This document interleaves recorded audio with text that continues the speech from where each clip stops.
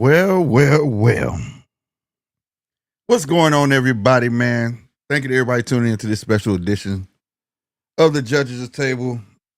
For all my people, I usually don't do a show on Sundays, but man, this is crazy.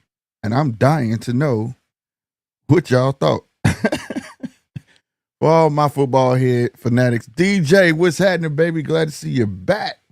Oh man, let me dress the screen up. Get all the latest and greatest boxing news. You'll find that down bottom. My socials, you'll find it right up top. You know what I'm saying? Oh, this is off the chain, man. Salute all my Kansas City fans. My pain is with you. I feel you. I feel you 100%. I know y'all, man, pulling a Drake right now, throwing furniture around. You feel? But hey, salutes. I gotta say it. Because y'all know I was saying the Eagles have to lose. And I had meant that from the bottom of my heart. I really did, bro. But it didn't go that way. And hey man, so I gotta give a big salute to the Eagles, to my boy G Fish. Cause I know he just having, oh my God, I know he just having the best day ever. But if you beat my team, you better win the Super Bowl. That's all I got to say. I didn't want you to have it, but good game for y'all. Overall, I felt like, I don't know how y'all felt like it wasn't the best. It was not the best Super Bowl. Not because of the Eagles, or it was just so one-sided. It was one-sided, bro. We got people online already chanting the reason Kansas City didn't have a shot because the rest wasn't helping them, and blase. But hey, at the end of the day, it's sports. And in them type of sports, you definitely don't know how it's going to go down. But at the end of the day, you got to salute the Eagles for what they did 100%. Salute to y'all, bro.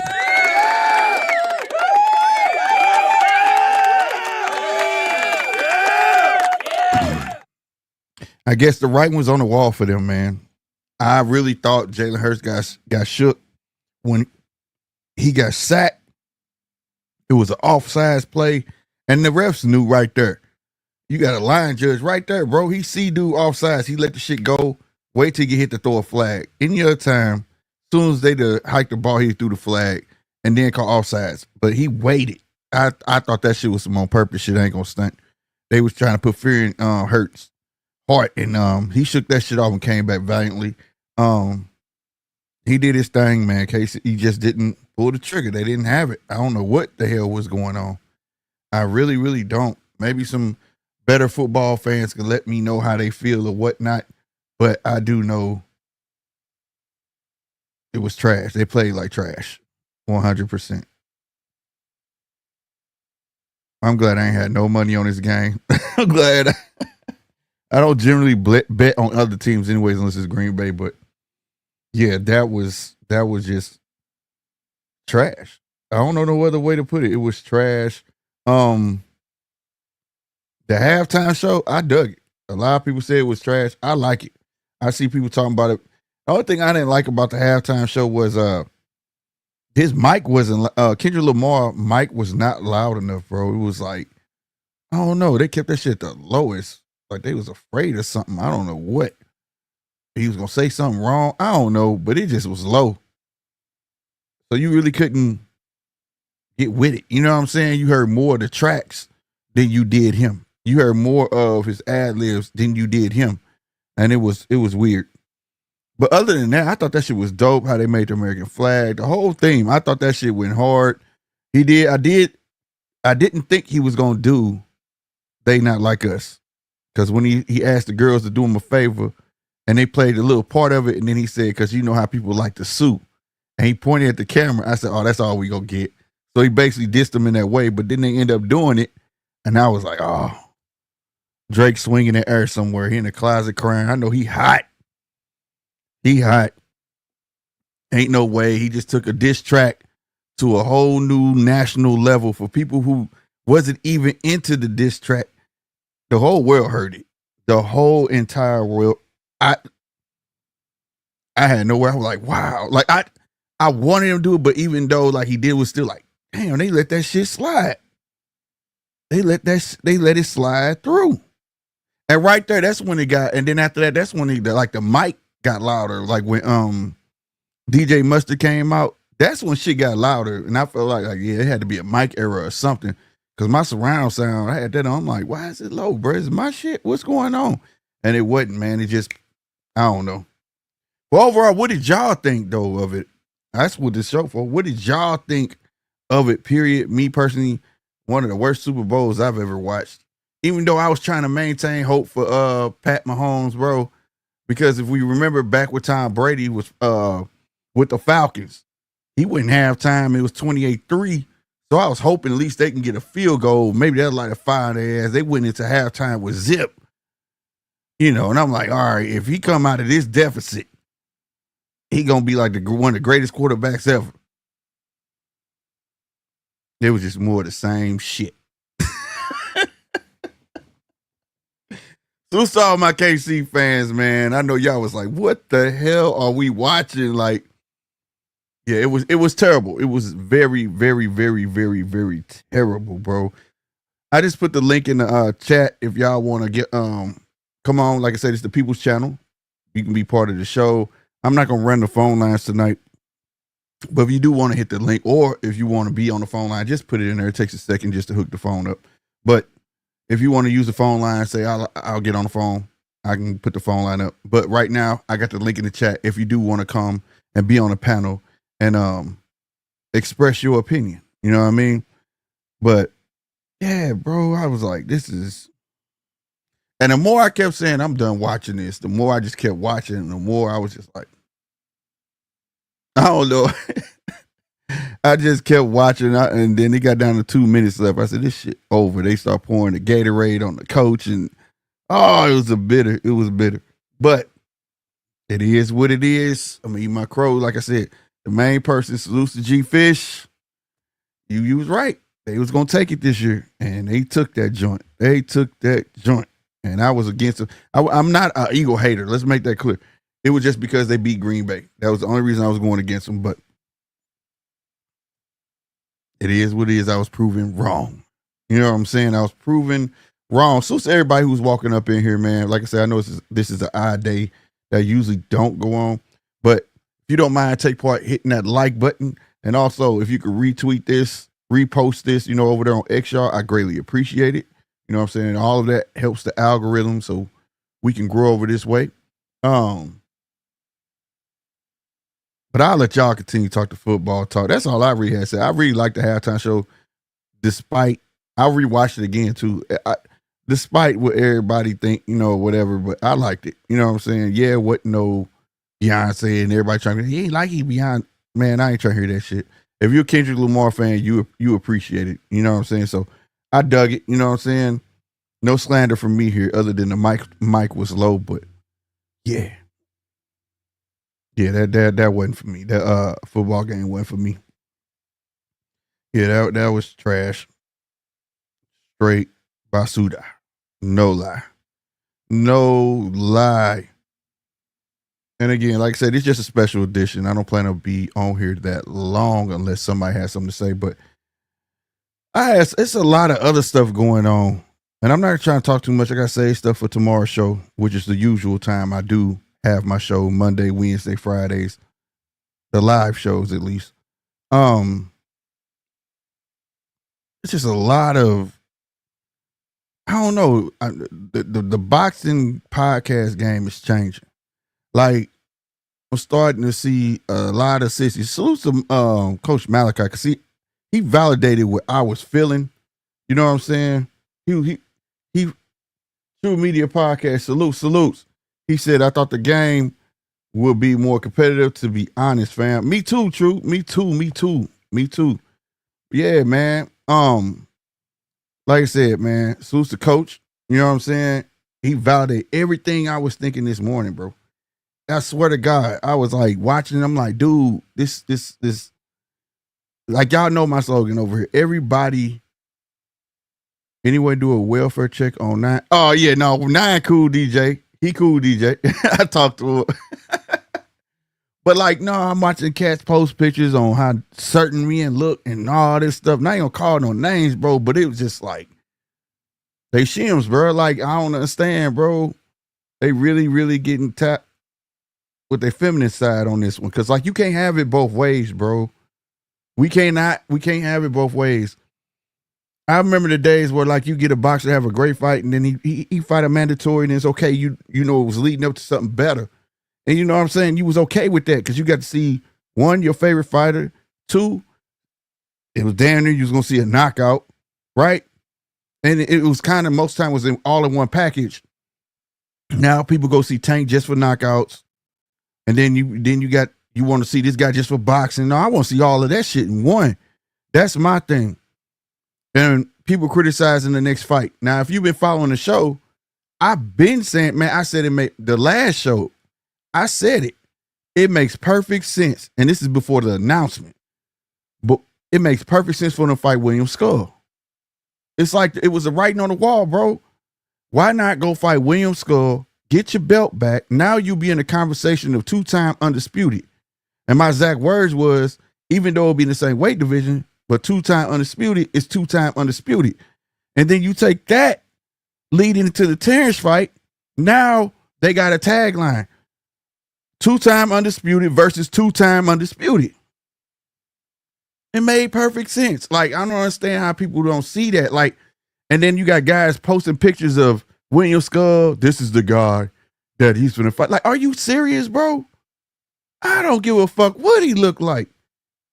He can have 2 ass cheeks for a face. If he gonna fight, he gonna fight, right? It don't matter. And then people talking about this is not who we call for. Nobody in boxing history has ever gave the fight that the fans exactly want. Nobody does. It's always gonna be some complainers and shit like that. But if you're a real fan of boxing, bro, you know how this shit go, bro. You know they're gonna sprinkle some fanfare in there. It's gonna be fair and easy. Like now, I get nowadays how they talking about Tank and this, then the third. And they do want to see him take some challenges. I get that, right? But this Canelo, though, and you look how old he is, you know he gonna pick whoever the fuck he want and what he gonna do. But in this instance, damn, we can't even appreciate that he gonna fight Terrence. He gonna be the most decorated fighter that he even fought. Like, oh, he fighting Terrence. Now y'all want to hate on Terrence, but damn, which one is it?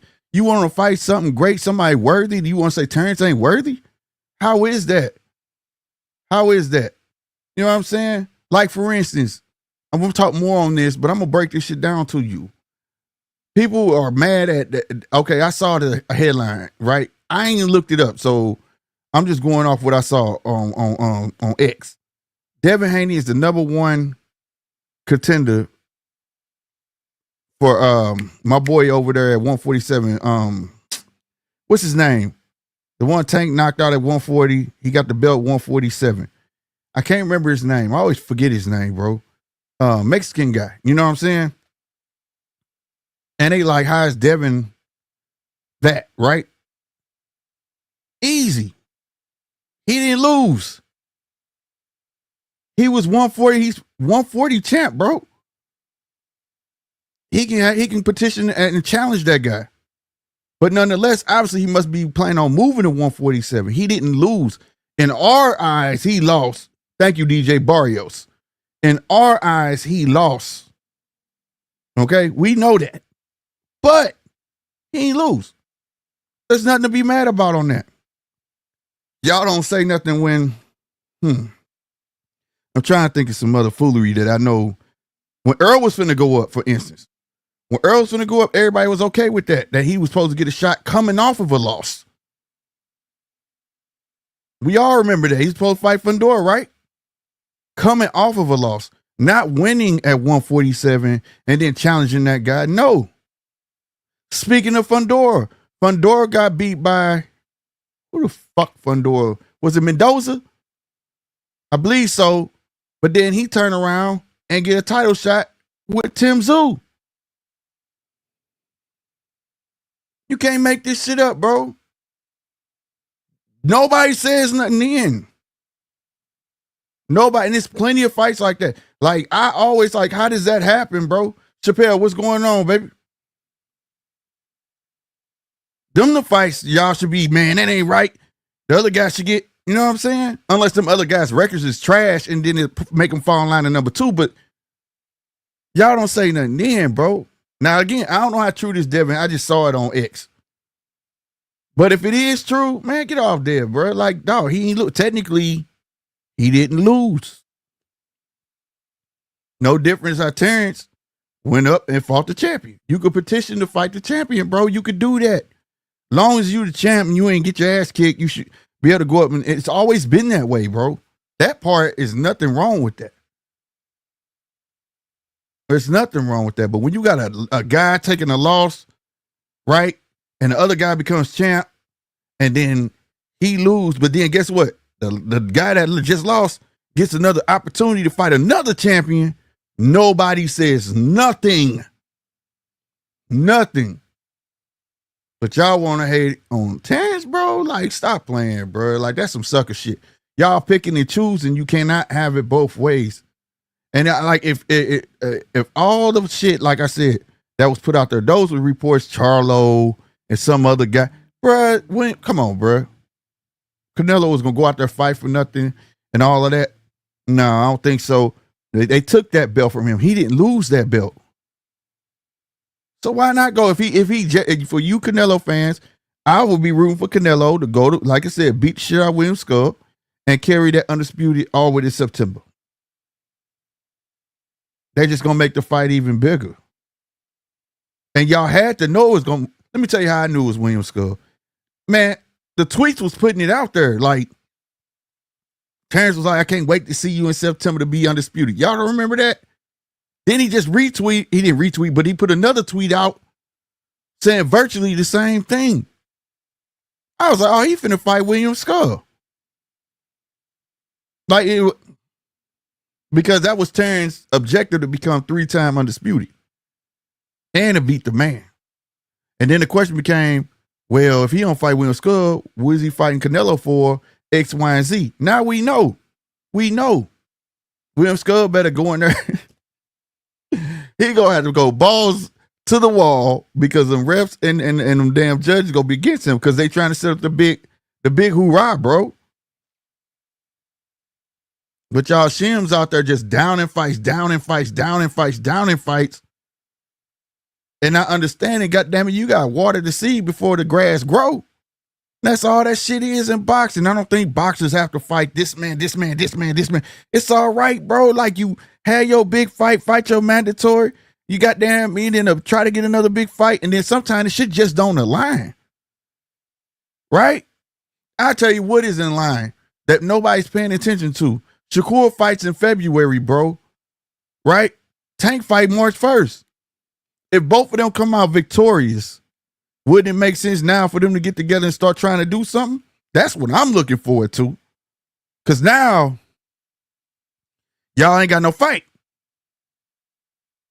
See, I look more into the just screaming and ranting and raving and all that shit. And y'all into how a nigga look, calling him, he like a nerd. This dude like a fucking square. I don't give a fuck. Nigga, I remember J-Rock. Nigga, he looked it like that. But that motherfucker was knocking shit out. I can give a fuck how I do look, bro. You shims be out there just want to. I don't understand why y'all into another man physique and face and this is in the third. I'm into how you perform in that fucking ring. And is it gonna be some sort of competition? And if it look like a guy, like, who is this that gonna look into him? You know what I'm saying? See if it will be a little bit of competition. But this fight right here with Canelo, for one, I'm not mad at it because I know what's coming next. I know what it's leading up to. I know why and what it is for. Canelo gonna get his cheese regardless, bro. He's gonna get his cheese regardless. It don't matter. But in this instance, finally, for me, he's doing something that does matter. It does matter. Because it's for the lead up. It's to make shit in line how it should be. Because technically, they shouldn't have stripped him of the goddamn belt. They shouldn't have. As much as I hate Canelo having all them belts and he was fighting people I didn't care for, right? But he did fight everybody that was there, and who put him from, he did what he was supposed to do.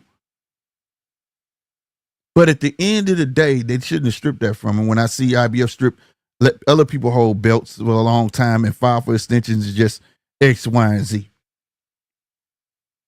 Nobody had this same type of talk when Charlo came up to fight Canelo, did they? And I knew how that fight was gonna go. I didn't think Charlo was good enough. And that's just my opinion. That's not me hating on him, but I mean, I just thought he wasn't good enough. But nobody else said that, and it was perfectly fine to say undisputed against undisputed, right? Nobody cared. It was perfectly okay. But it's now, since it's Terrence, I swear it's like Terrence got the most haters in the world, but they say when you great, they gonna hate. You know, and that's the true marking of a good boxer. A great boxer, you can hate on them all you want, but they're gonna persevere regardless.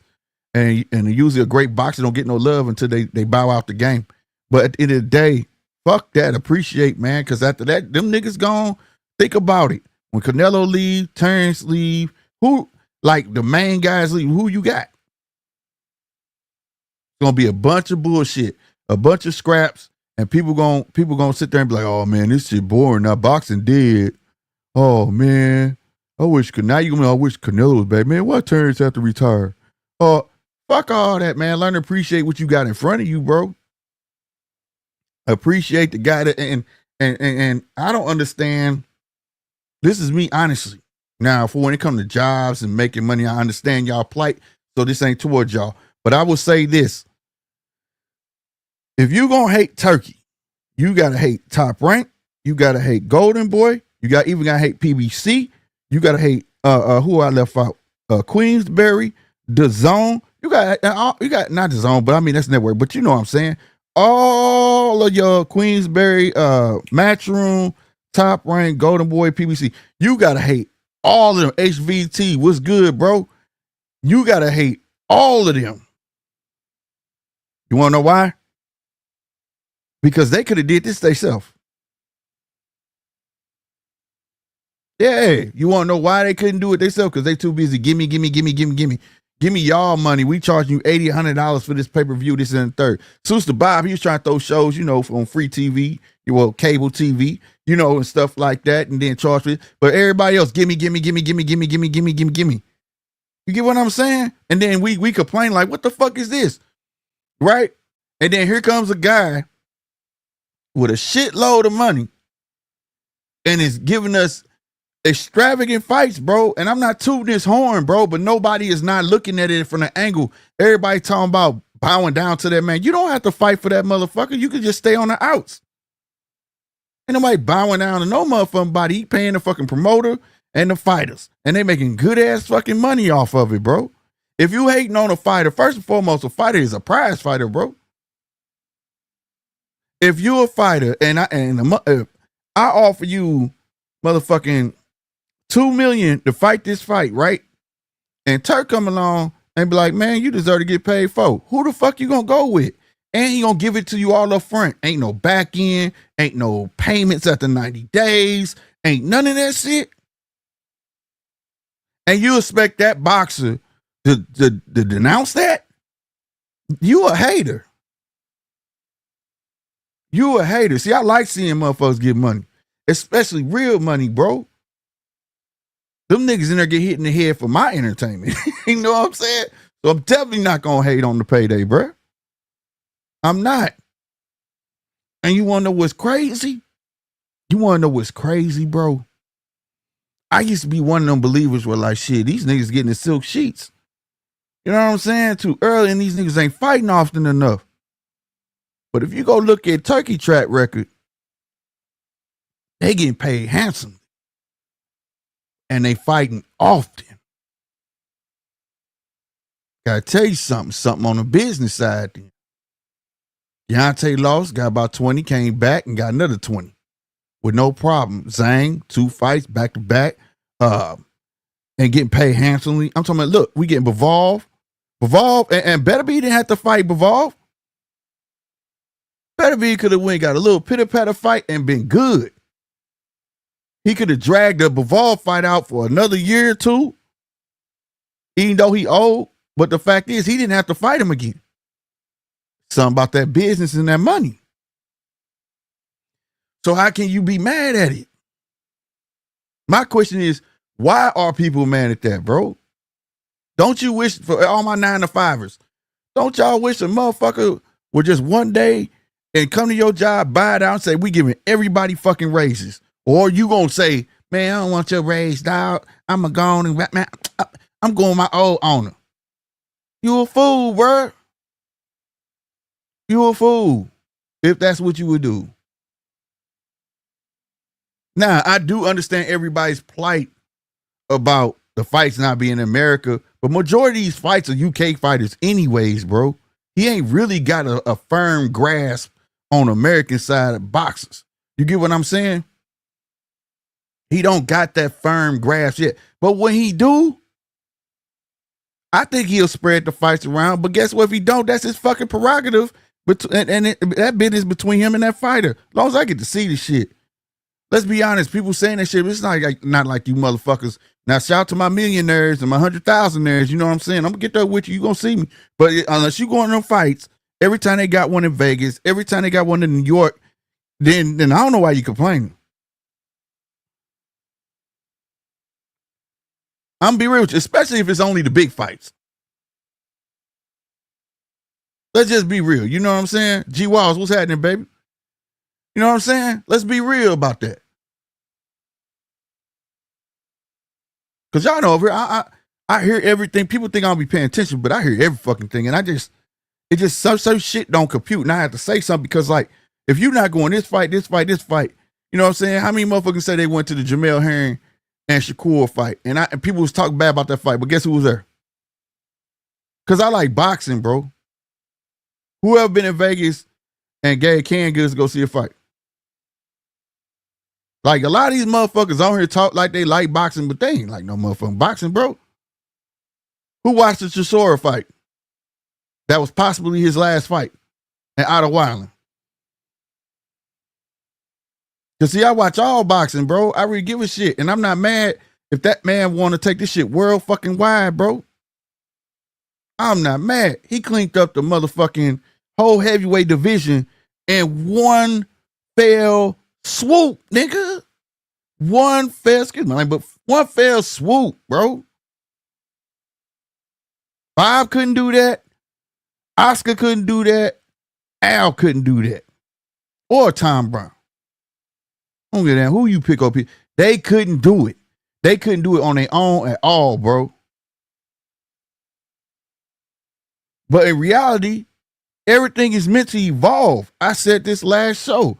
If they would have been smart and joined forces, they wouldn't have needed Turkey talking about getting Dana White and all this extracurricular shit. No, they could have joined forces and did that shit on, created a fucking conglomerate.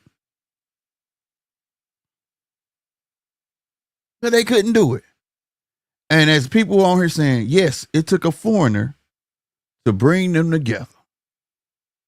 Now, nobody's saying, man, it's mighty funny. No shit, we gonna get Bivol. We gonna get Better Be Fighting. Hell, we got what's my boy Tyson Fury and Usyk. Do you know those fights would have never happened? Nobody looking at like, oh, why now? Why they want to play? Y'all not mad at the right motherfuckers. Oh, now why these niggas want to play right? Because it is. It took a guy that already got his house in order to come clean up all four of their houses. And when I grew up, I was taught that's a bad look. You couldn't get your own shit together. So I'm not mad at him, bro. I'm not mad at him. To me, it's just good business, bro. It's good business. He coming in, doing a job of something that he like, that he care about. And he really trying, it's taking some money. And it's taking some real business practice, like talking to WBC, funding their what do you call it? He got that shit. I almost say pro-am, but it's not called it. God damn, I can't remember. The prospect thing, you know, he gonna have that big ass prospect tournament. They funding that. He got WA on the side. I don't know if he got the IBF yet, But it seemed like WA didn't came around. Bruh, he making all the right moves in the right order. Because now you can't have Bob with the WO playing keep away.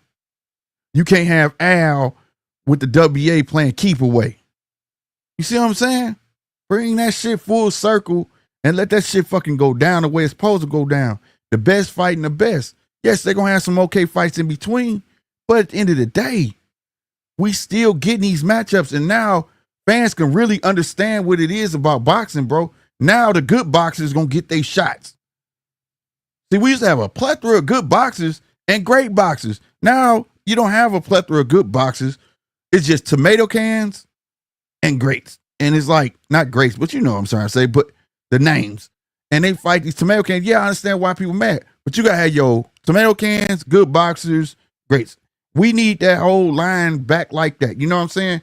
Get that shit back right. So when we see, what's my boy, Angulo, the dog, yeah, good fighter, but he was going to come put a show on.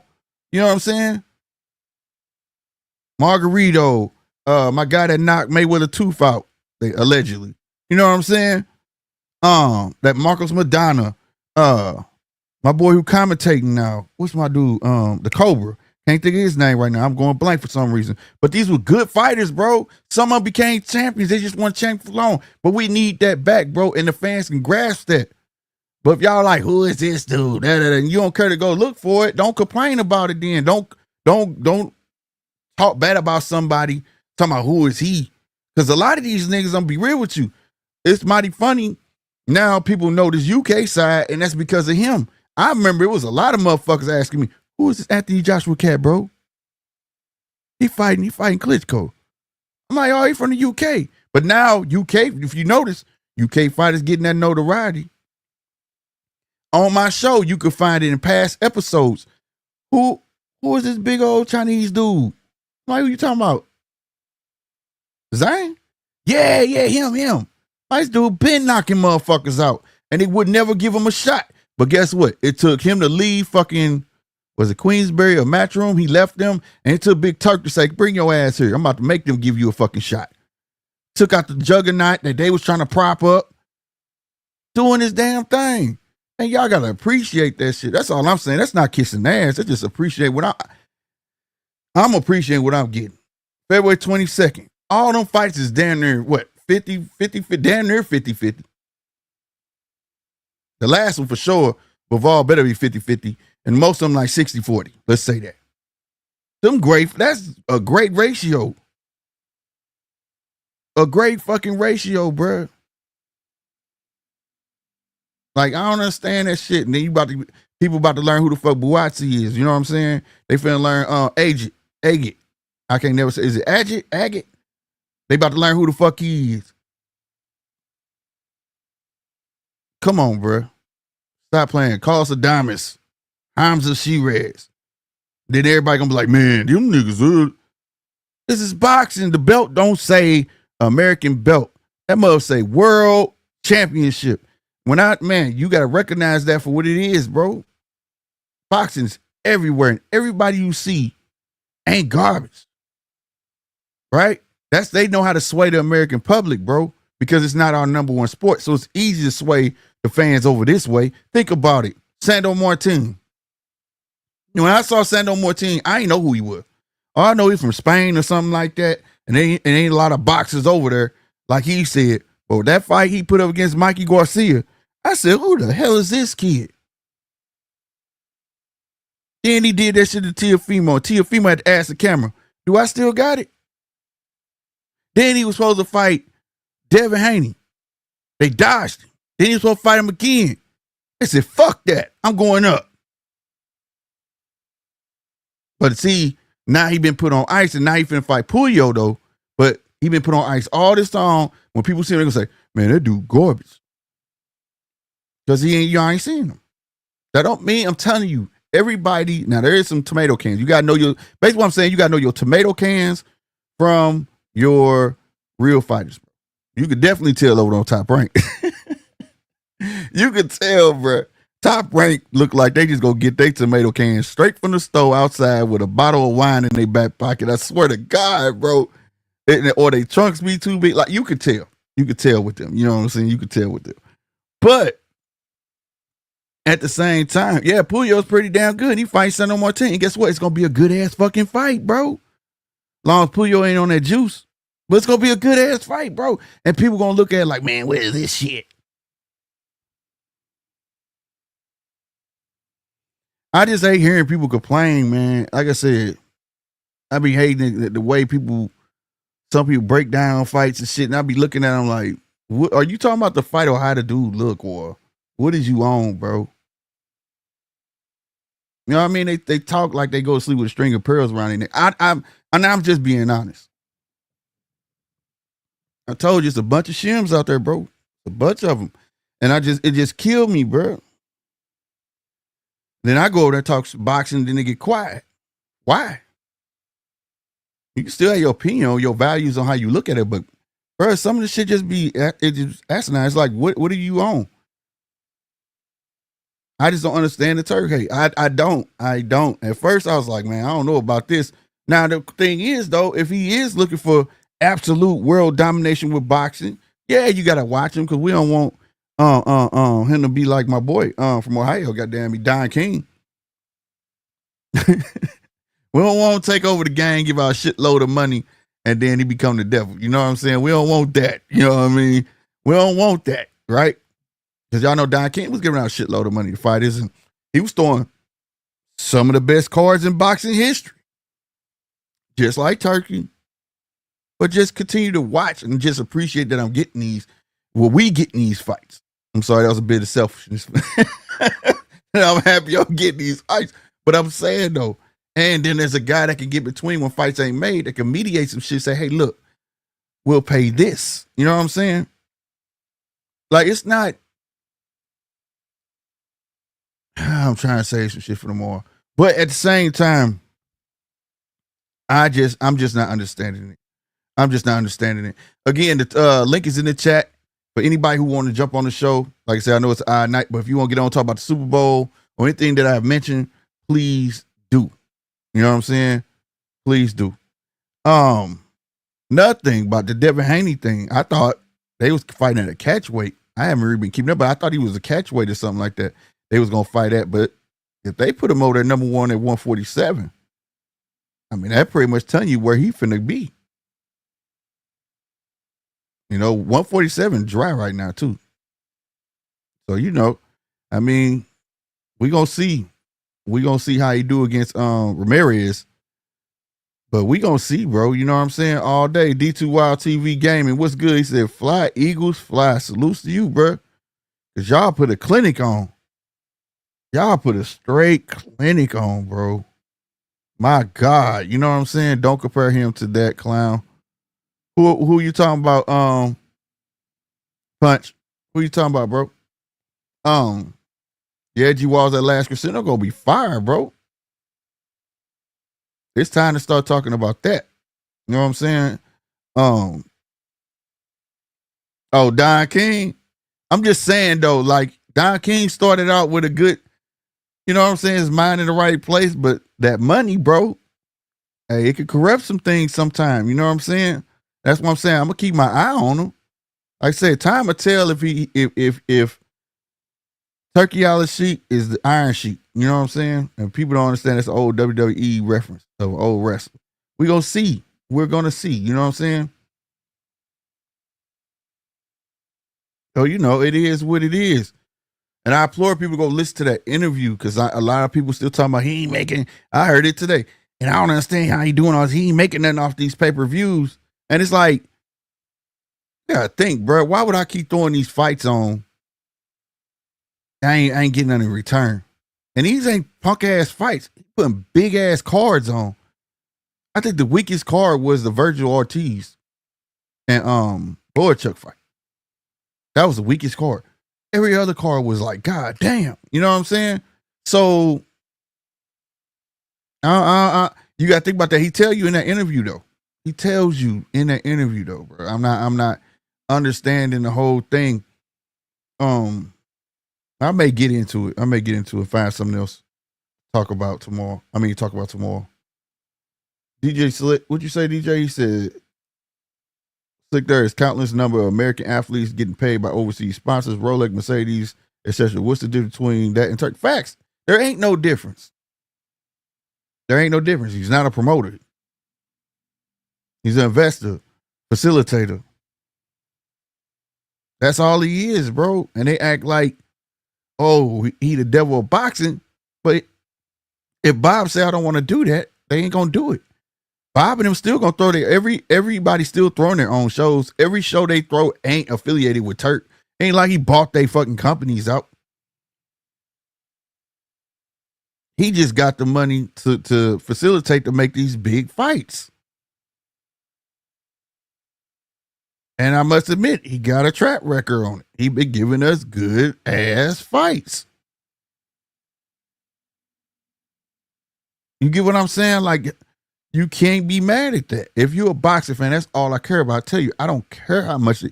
I don't care how much they getting paid. I'm not a numbers guy. I don't care about the pay-per-views. I don't give a damn about any of that shit. I really don't. Because all of that, getting paid the most and the most pay-per-views, does not make you the best boxer. Nah, it can make you the face. But does that mean you are technically the best boxer? No, that's two separate things. Right? One guy's more commercialized than the other. And the other one usually got more skills.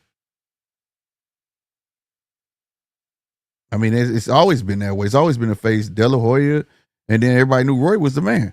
But De La Hoya got all the shine. You see what I'm saying?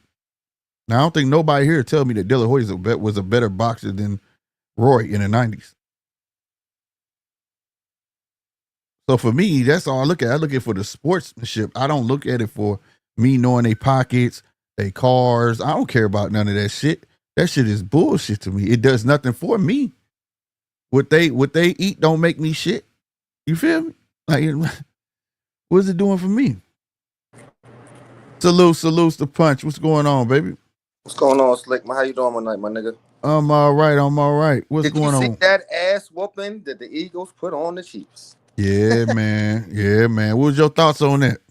Man, I thought, it's PA over everybody. You know what I mean? So I was rocking with the Eagles, even though I don't really like them as a squad. But I thought in my mind, I mean, honestly, I thought Kansas City was gonna pull it out. Never in a million years, because they told me that Philly was gonna come out and beat the fuck out of them like they did. I'm gonna tell you something. You know what that fucking, if I had to equate to the boxing, you know what match that remind me of? That's Riddick, Bo, Holyfield too. Fuck no, that shit was Bud and Earl.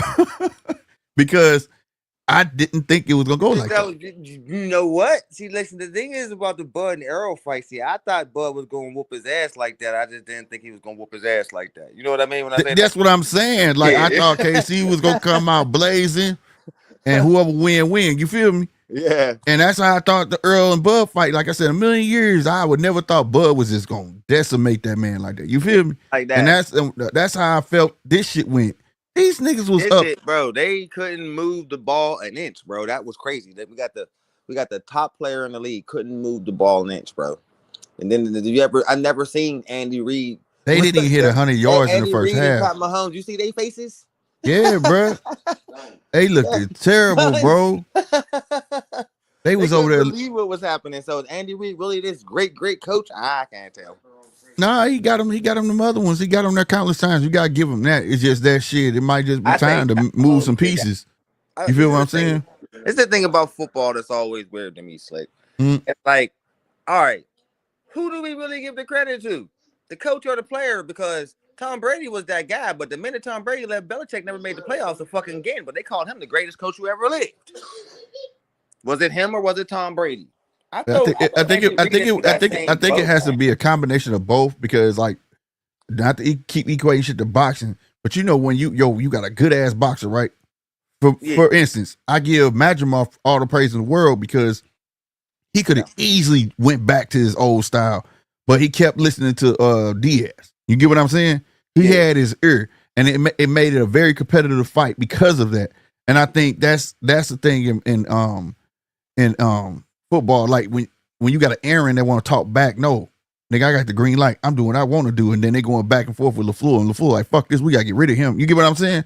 Yeah. I think it's a combination of both. You got to get props to both of them. And when both fail miserably. You know what I'm saying? But when you got his ear. Like, yeah, all right, when we're going to try this same analogy using your team. Mike McCarthy and Aaron Rodgers ain't been shit since they split up. Facts. That's facts. I mean, no matter where Mike McCarthy went, he just got fired recently. Yeah. With the Cowboys, right? Yeah. So he ever since the Green Bay Packers, has he sniffed the Super Bowl? No. Fuck no. And neither Aaron never has Aaron Rodgers. I guess iron meets iron, and when they break these niggas up, it's just It is what it is. You know what I'm saying? Right. Like Aaron might not play next year neither. I think I give credit to Andy Reid, but I also remember I think he's a good coach, but at the same time, he always had the luck of having some awesome fucking players, man. Like you had McNabb, you had T.O., you had Brian Dawkins, Saquon Barkley, Yeah, but you can have an awesome player with the abilities, but you gotta have his ear, bro. If you ain't got his ear, that shit don't work. Never had the defense, you know what I mean, that the Philadelphia Eagles had today. And I know this been they can't stop Saquon, and if the defense come to play, it's gonna be a long night. And that's what happened. But I ain't gonna lie, they was doing a great job on Saquon today. I think that was their main focus. You know what I'm saying? Left everything else wide open. Yeah, that was their main focus, and they did a good job on that. But shit, he got to sling that ball. The defense was they didn't have a complete D. They had a good run game, good run stopping defense, but their pass defense was trash, and they got exposed. Facts. And then I know this was a good season for the KC. Though, oh my God, they couldn't protect Mahomes for shit, bro. Like like all game. You know this is bad because their center is an all pro, and he got pushed back all game. Yeah, and he wasn't playing the same neither, though. Every time he said hike, nigga, he was back in the backfield with Mahomes. Like, oh shit, like some shit Mahomes was doing too was questionable too, though, to me. You know what I'm saying? I was like, what the fuck? You know what I'm saying? He ain't have no time. Like, I don't think he ever been rattled like that. Like no time, none. Yeah, but when he was doing them options, he never. I don't think I tried to do a little research like real quick before I came up here to see if he ever got pressured like that. Yeah, like no, not like that. No, not like that, but he was doing some sloppy ass options. You see them option plays he's running. I'm like, what are you doing? Remember though, he been kind of looking human this year anyway. Like he ain't been looking like super Pat like he been these last couple years. You know what I mean? And again, 3 times straight, bro. That ain't easy. And that's what I was saying, bro. Like, bro, this season was a good season for Kansas City Chiefs, but we gotta understand too. They've been in a lot of one score games. Like they've been really going down to the wire. You get what I'm saying? They didn't just beat everybody bad to get to that 15-1. Right, really close. Right, and I think it just caught up to him. You know what I mean? It caught up to him, bro. One more. It was just surprising me because I was like, damn, man. Judging by what Philly did to Washington, they did the same thing to the Chiefs, bro. It was their year, bro. That defense, man. You can't move the ball, bro. Because them motherfuckers didn't have they had 67 yards in the first half. Yeah, bro. The Chiefs. It didn't even seem realistic. I ain't gonna lie. I thought the rest was gonna let the Chiefs do Hurts dirty because that one play where they said offsides, the line coach C already off. Once you hike the ball, you should throw the flag. He waited till he got popped to fucking throw the flag. And Hurts came out a little rattled from that shit. And I was like, yeah, they finna let these dudes run all over him. But shit, Hurts shook that shit off like, come on, bring it. I was like, salute to that man, bro. No, the one thing about the Eagles winning that pissed me off, just one thing. Poked out to me at the end of the game. I fucking forgot he was even on their squad, nigga. Kenny fucking Pickett got a ring. Why you don't like him? Nigga, he was our quarterback last year. We cut him. Oh, word. Hey, yo, who got the He went to the right squad, bro. We drafted Kenny Pickett in 2020, nigga. By 2024, he was gone. He went to the right squad. He went to the fucking Eagles at the backup and won a fucking ring. When he came in after they was up by like fucking 30 points, they brought Kenny Pickett. I said, what the fuck? He's an Eagle? This nigga's about to win a ring, man. Get the fuck out of here. Damn, bro. That nigga laughing that. Yo, he won out in the end, and he got the last laugh on the Steelers, yo, because we fucking hated him. Get him the fuck out of here, bro. Nigga went and got a ring the next year, yo. That's bullshit. Last year, Kenny Pickett was our starting quarterback, bro. Wow. That's funny as hell, ain't it? Wow. How long you been in the league? Only 4 years. We drafted him in 2020. Damn. He got a ring. He was our starting quarterback for 2 seasons. He was so trash last year, nigga, that we cut him. You man. talk about luck of the draw. Went to the Eagles as the backup, bro. Won the fucking Super Bowl. What the fucking odds of that, bro? You ain't lying, bro. Now he about to call TJ Watt and I'm like, yeah, nigga, ring. So Liz, he really be boasting that, bro. He finna be taking pictures and everything as soon as he get That's that funny joint. as hell. Other than that, I'm geek for everybody else who won. Like Saquon Barkley, Penn State, shout out. You know what I mean? But Mm-hmm. personally, I don't like the Eagles. But in this situation, I gotta rock out with PA. You know what I mean? Pittsburgh, born and raised. So I'm rocking out with Yeah, PA. man, I'm a Green Bay fan all day. Like I said, I wanted them to lose, but shit, they showed they wanted more than the other cat. You know what I'm saying? Like, Yeah. I can't hate on a cat win. Like shit, they I can't won. wait till G Fish come up, bro. That gonna be funny. Oh my god, I already know he gonna Celebrating clown, right bro. now, but he be up. He gonna clown, bro. One of these lives coming up, he gonna come up talking big shit. I'm talking when I tell you for years I've heard G-Fish. We going. Fuck the Cowboys, and all this shit. And man, finally done made it. Goddamn, bro. And now 1-3 called me while they was down 28 to nothing. Hey yo, pissed. Hey yo, Slick. Funny. Where you at 9-1-3? That nigga was going to the bar, nigga. He was sick. He turned the game off.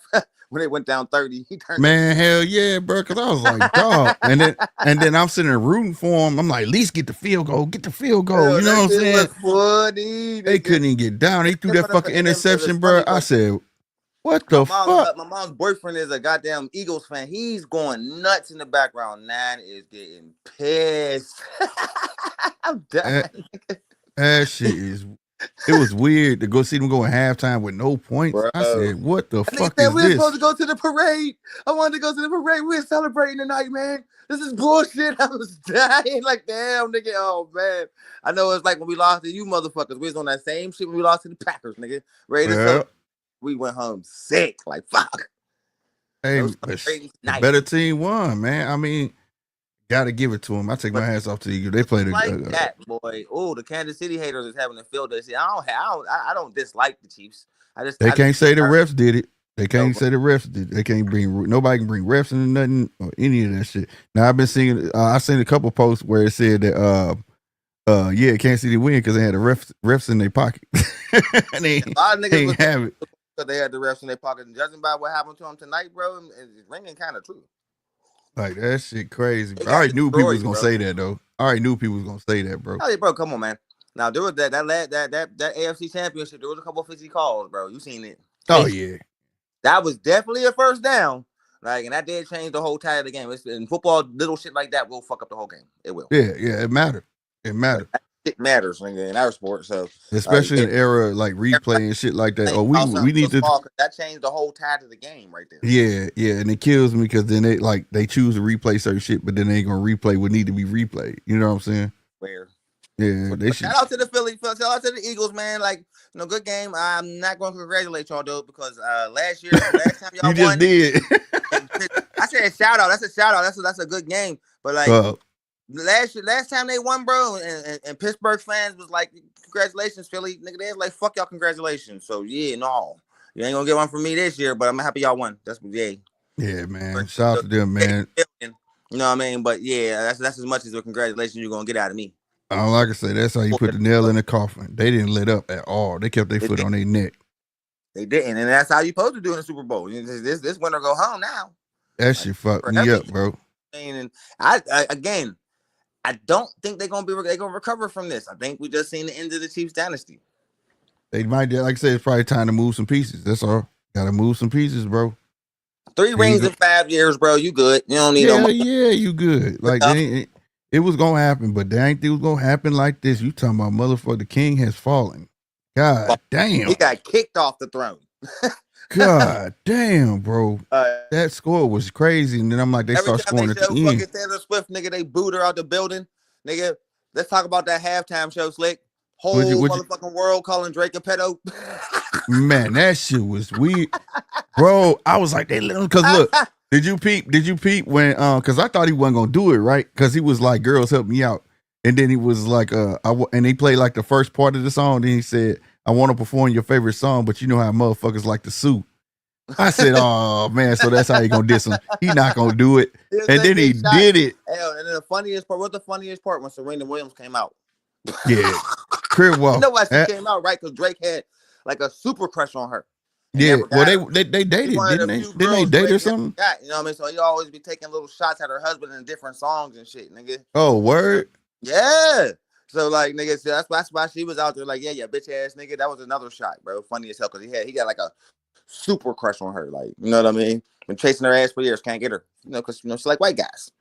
Man, that's crazy. D2 Wild said sounds like a lot of hate on my team. I'm not hating on your team straight up. I Neither ain't one was hating mine. on them, bro. It's just nigga, we I had man, to go different against squads, you know? I had to go against the Eagles because y'all put Green Bay out. That's my team. But I give congrats to those. They won. You know what I'm saying?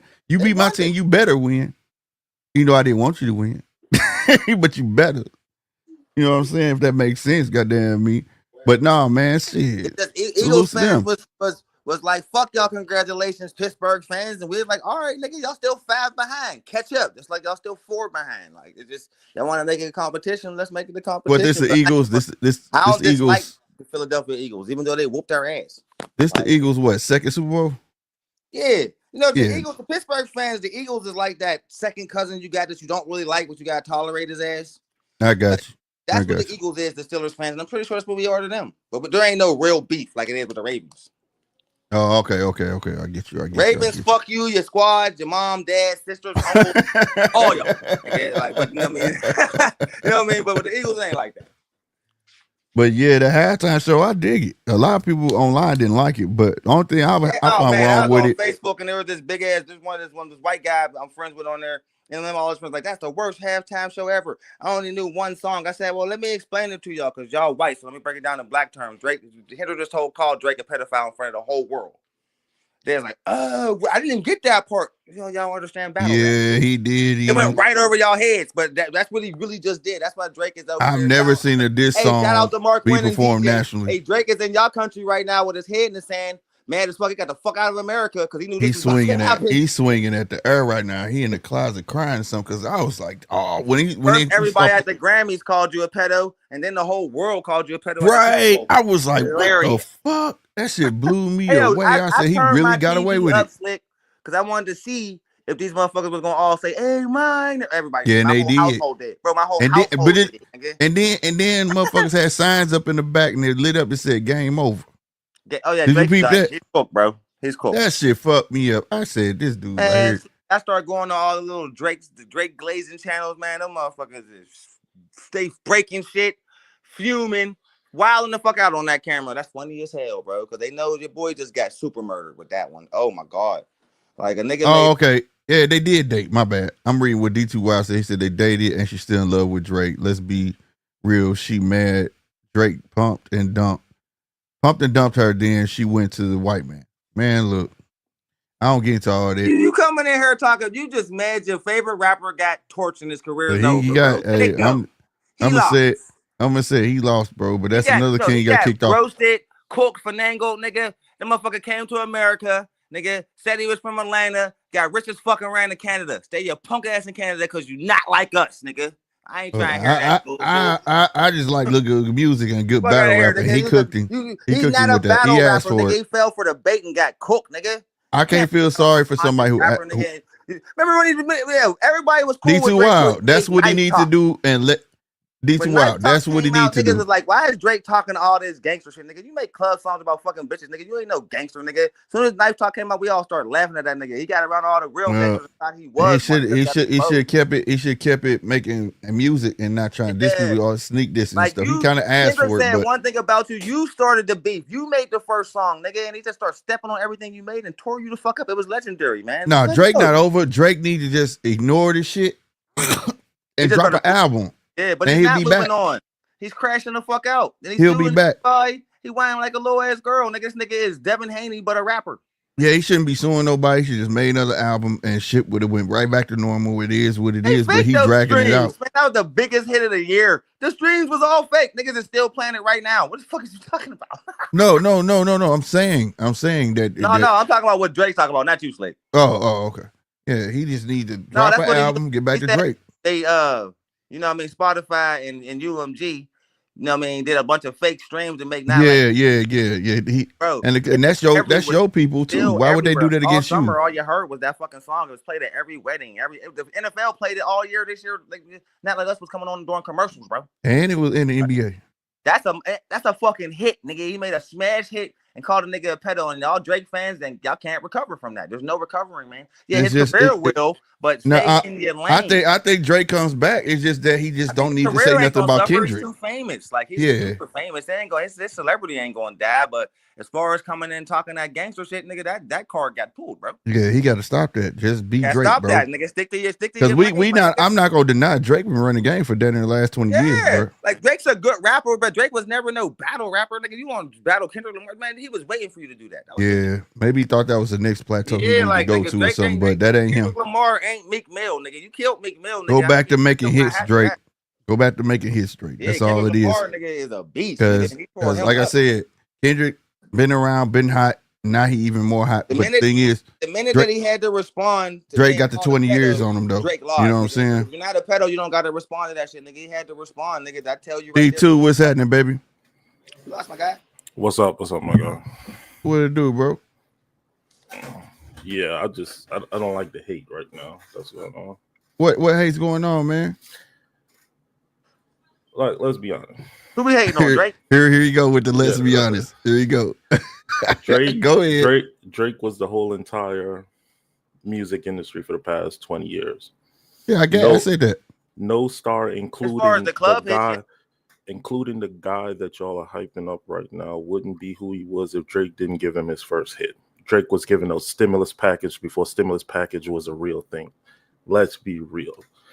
And because Drake been running the music industry for the past 20 years, everybody wants to see him as the villain and as the loser. So everybody is hyping on Kendrick. Oh no, right bro. now. Really, Let's bro? be real. Yeah. Really? So what did his let me ask you this. So you saying that equates to him getting stomped in a battle? They went back and forth. It's not like he just lost. dropped this song. Nobody's denying he lost. Oh, okay. Then all of that don't have nothing to do with this back and forth. It's not. I can see if Kendrick just dropped this song and it was an automatic hit. That I'll be like, okay, that's kind of weird. But they went back and forth. But when you talk for a long time, when you talk about the lawsuit, let's be real slick and let's talk business. Mm-hmm. If me and you are enemies, mm-hmm. no. Let's say you're my owner. Mm-hmm. I work for you. Mm-hmm. Punch is a different artist for a different company. Mm-hmm. I'm your biggest selling artist. Mm-hmm. Now we inside contract negotiations where I'm telling you, look, the $400 million you gave me the last 5 years, that's not working. I saw how much money I made y'all, and I need a seat at the table, or y'all need to give me a lot more money than what y'all been giving me before.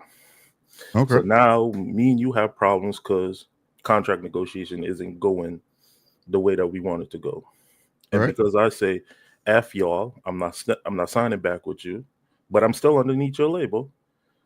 When my contract's up, I'm leaving. You go ahead and you sign Punch, who is my biggest op, who y'all know that I have an issue with, and promote his music under the label that you have me signed to. That is a conflict of interest. Regardless of how you put it, that is bad business practice. But it's been like that though. That ain't new. Like you got people for Def Jam for years that will win at each other on the same label, bro. They don't have no control over that. No. That is something completely different. Where me and Punch is signed underneath you, and we're beefing and we're throwing music out there. No, you went out and signed him. You made that deal while I'm your artist. He was never your artist. They didn't make the deal while they were beefing. He got signed to UMG before that. No, Kendrick Lamar is a independent. Kendrick Lamar went independent. He was signed to TV. He went independent. He used UMG as distribution, bro. That ain't got nothing to do with him. Yes. He's not their artist. He's just a distributor. Distribution. That is conflict of interest. No, they have no control over what Drake was going to transpire and do. He shouldn't have opened his mouth, and then look what happened. And then Drake think about it. That's not true. Past albums, Drake been taking shots at Kendrick for the longest, and Kendrick been taking subliminals back at him for the longest. Okay, so again, you have it didn't just start. You have knowledge that this guy's my enemy. You have knowledge that I don't like this guy. No, that ain't how that works. Because, like I said, Def Jam it got the longest history of people being on a label. That is different than what I'm talking about. And again, how is that? You said two people on a label? If me if me and Punch get signed to you, we've been on the label for 4 years now. Me and Punch start beefing and we start throwing songs at each other. That is something completely different than I'm your top selling artist. We are in contract negotiation, and you went out and signed a distribution deal with my biggest enemy and promote his music. It sounds to me what you're saying is this ain't business. It sounds to me that you feel like they should have had his back because he's their biggest seller. That's what it sounds like. Yes. If I've made you billions of dollars and you're supposed to be representing me, and because we're not having good contract negotiations, you went ahead and signed my biggest. No, I'm suing. That is a fact. Hell, that's weak, bro. What you supposed to do is get back out there and make money. It wasn't nobody. It's not nobody's fault he signed that type of deal, that $400 million deal where he can't get up off that muffle when he want to. No, because I'll be real honest with you. He could have went in. If think about it like this, because the contract is coming up. Right, I'm saying though, it only. Right, he trying to stay with them though, right? You shouldn't be trying to sue nobody. You got what you suing for then? He's not trying to stay with them. He's telling them that he needs more equity inside of the company. But you can't. But you got to understand the part that you not grasping. I can't back you if you constantly picking a fight with somebody, bro. Whether I sign him or not, you picking a fight with this man. No, that's not true. That's not true. This is the music. It's not. This is the music industry. No. So you telling me that they ain't been throwing subliminals back and forth all these years? That is fine. No, nobody's. And that's fine. So when he come over here and get a distribution deal, we don't even got say so in his album. We don't have no say so on what to put out. That is a conflict of interest. No, if anything, what I think you should be saying, they should. Hey, this not gonna hurt him. Drake could drop an album and he's still gonna sell. Yes, we know that. I know. So what is it hurting? It is hurting because you, as my representative, did what you did during contract negotiation. His contract negotiations got nothing to do with them signing other artists, whether it's a distribution deal or signing. It has nothing to do with that. He gonna win the lawsuit, and we'll just wait to see. If he do that, it's so weak. That's damaging to his career. Because that's weak, bro. It is, because if that's saying if you say anything about Drake, I'm gonna sue you. No, that's not what Drake is suing for.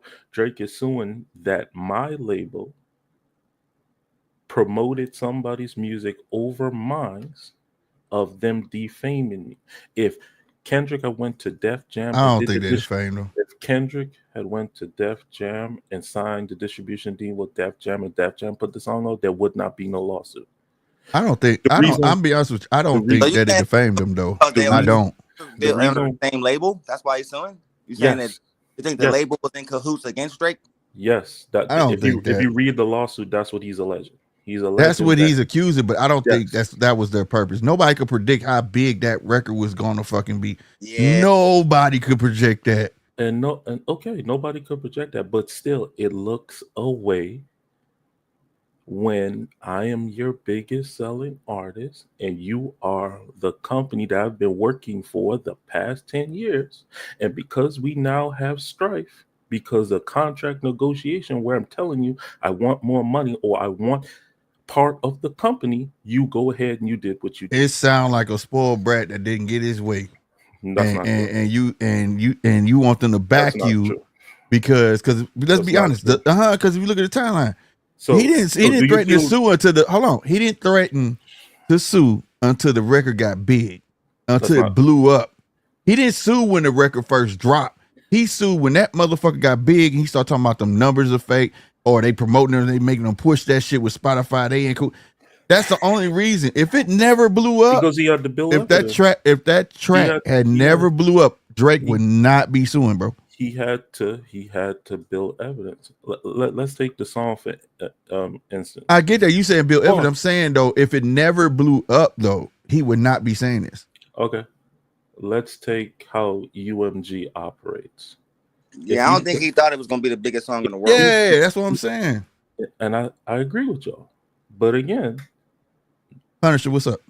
But again, when it comes to lawsuits, the evidence have to be compiled first before you file a lawsuit. But that evidence you talking about is an if. Hold on. He didn't know if he was gonna be able to use that for any evidence. A component that made the song bigger is, we want to talk business. If you play any artist on YouTube or Facebook or Instagram that is signed underneath UMG, your video is automatically being taken down. It's automatically being copyright and stripped. With Kendrick, with the Not Like Us song, it was whitelisted, where all of the streamers, where all of the for 2 weeks. And you don't think that don't contribute to the fact Kendrick did that though. Kendrick said that, and then after they start copyrighting people, he didn't want them to copyright nothing that he put out. Nope.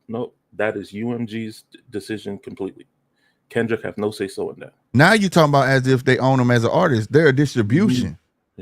Yes. He's not their artist. Yes. They are a distribution. And when he dropped that whole album and shit, and he said, y'all can play it. He put the tweet out. Nobody's gonna get copyrighted. It was his choice to do it. No. And then UMG, after 2 weeks, started copyrighting. He went back, was like, nah, bro, that's not what he wanted. No. He didn't want that. And that's smart. That's that's genius. No, that's not how that works. So you saying that's not genius, bro? If I put a record out, bro, and I'm trying to get my buzz up, right? And I know it's a lot of famous YouTubers that do the music and they get millions of views per fucking video they make. Yeah, man, hey, play that shit. It's cool. Yes, if you're an independent artist and you're dropping underneath TuneCore or you're dropping independently, when you sign a distribution deal, the distributor owns part of that song. Right. Why do you think it got played at the NBA? Why do you think it got played at the NBA? It's gonna get played everywhere because the shit was a hit. The shit was a hit, bro. If that shit was garbage and wasn't getting no hits like that, wouldn't nobody even care about it? It wouldn't get played at the NBA. Wouldn't get played nowhere.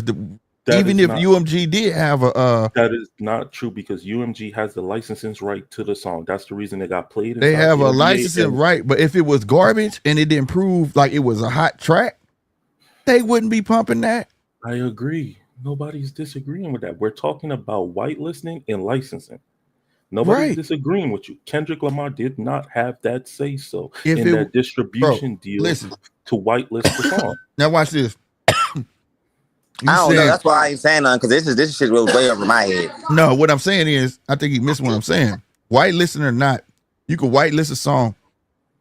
If the song is trash, after you whitelist it, they're not gonna pump it. They're not okay. Don't nobody care to hear it.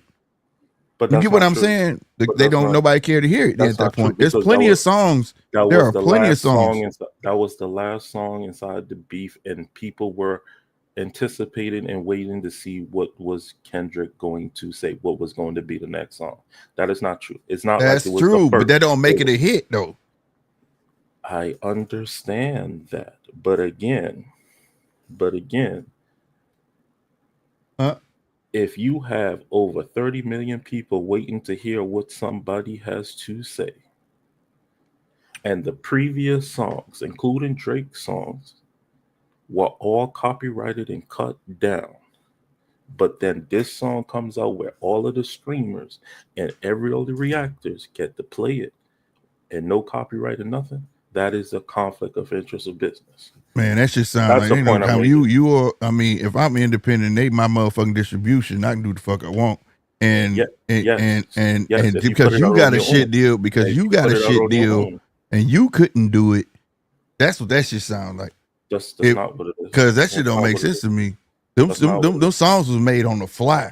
That was the crazy part. He put a song out 1 hour. He put a song out 1 hour. He put another song out. Another song came out like fucking 2 hours later.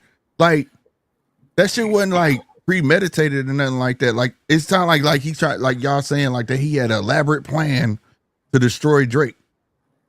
I don't see it that way. I just see it as it being a hot ass song. Most people don't even care that he even talking about Drake. It's just the beat catchy, the hook catchy, and they caught fire. Okay, and I agree with that. But again, we're talking business. So we're not talking about how it feels and how people are grasping onto the song being cultural or. I have to because he wasn't suing until the shit got hot. And again, he is not suing Kendrick or the song. He is suing his label for distributing the song in marketing the song and licensing the song. You suing him in a sense if you try to stop it from getting played. He's not. No, he's not. That's not what the Lucy. He did. Yes, it is. The paperwork out there. He tried to stop that shit from motherfucking getting played at the Super Bowl, and they extended it to the day after the Super Bowl, which is tomorrow. So he got to do it. No. You saying that ain't true? When the paperwork out there that stated, you better go look it up. Okay. He did. But my point is though, I mean I don't really care. Is the thing is though, Drake shouldn't be harping on none of this. Drake is Drake. Let's be real, bro. Man, Drake could drop a fucking album and be good, bro. Yeah, and be good. His album is coming out later on this year, and I think it's going fire. And another point to Drake, if Drake do go independent, man, that nigga gonna clean the fuck up on his own.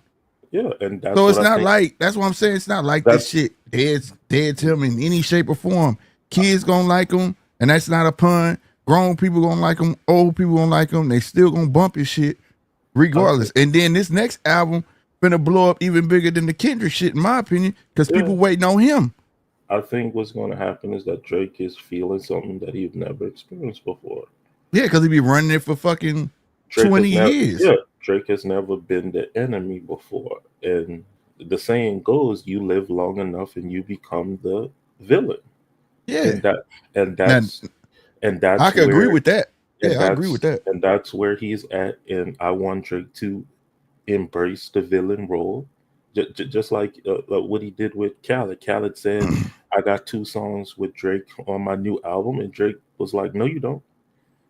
I want Drake to be a complete devil inside this music industry. All y'all fake people who call yourself my friends and y'all did all that phoniness. I'm not giving songs to nobody. I'm not doing tours with nobody. I'm not featuring nobody. But that's like, and I want see, that's what I'm saying. Go crazy. He shouldn't do that. He shouldn't be like that though. It's music, bro. It was perfectly fine when he was dissing Pusha T. It was perfectly fine when he was making diss records. People was riding with it. You know what I'm saying? It's just music. You gotta understand. Like it was I can't have T and him. Right, but I can't. But what I'm saying is I can't take side in your plight because this is just music to regular people. No. We don't look at it as personal like how you're looking at it. So when he sat there and made that song talking about LeBron James and all that type stuff, it's like, why do that, bro? Because they like the song. It's a good song. No, that's not what it is. Like, Slick, let's be honest. There you go, bro. You in now. If me and you are best of friends to the point where we're calling each other brothers. Well, better say and I'm beefing with somebody. Somebody was trying to hack your shit. Are you going to hang up with the person I'm beefing with? Oh, so it made you redo it because yeah, but this different though. It's the music industry, bro. Like you up there with stars, and and here's another thing to it too. For based on that analogy, bro, once your ass get out of motherfucking middle school, some shit like that, bro, that shit dead, bro. I could be friends with Punch, and I could be friends with you, bro. But you could not like Punch. Am I supposed to not like Punch no more? Because you disliked him? That's not being an adult, bro. No, I'm not saying that. I'm not. That's childish. Yeah, that's not being an adult. So like, I'm not saying that. But if I'm calling you not just my homie, I'm looking at you like you're a brother to me, and we have that type of relationship. I expect some sort of loyalty from you. I'm not telling you to don't like the nigga or to get in between our beef, but if that nigga is making a video saying something disparaging about me and we have that type of relationship, I expect you to stay out of it. Man, not you to be inside the music video or to be at the concert or whatever the case might be. But you call me. I can understand them though, but I'm talking about he going at everybody, anybody who like it that he know that like the song. Everybody like damn. He going now the people that was at that thing or whatever. I get that. You know what I'm saying? If he had real close ties to them people and shit like that. Those I get, but when you going at people outside of that because they bumping it, that's not cool. No, that's like you being a boxer, D2. I'm gonna be real with you. You and Punch could be boxers, and both of y'all could lose y'all fights. I'm gonna tell you, you got your ass whooped. I'm not gonna sit here and coddle you. I have no problem with that because it's a sport. You get what I'm saying? Yeah, that dude beat your ass, bro. I have no problem. Where I would have the problem is that if me and you have a close friend relationship, then I found out that you went to Punch's corner and tell Punch my weaknesses or what was my plan to do inside of that boxing match. That's where me and your issue would come from. Yeah, that's different, bro. But I'm saying that's some bullshit. That's some real shit right there. But what I'm saying is like Drake downfall was having them damn ghostwriters, and on top of that, one of your ghostwriters is dude friend, bro.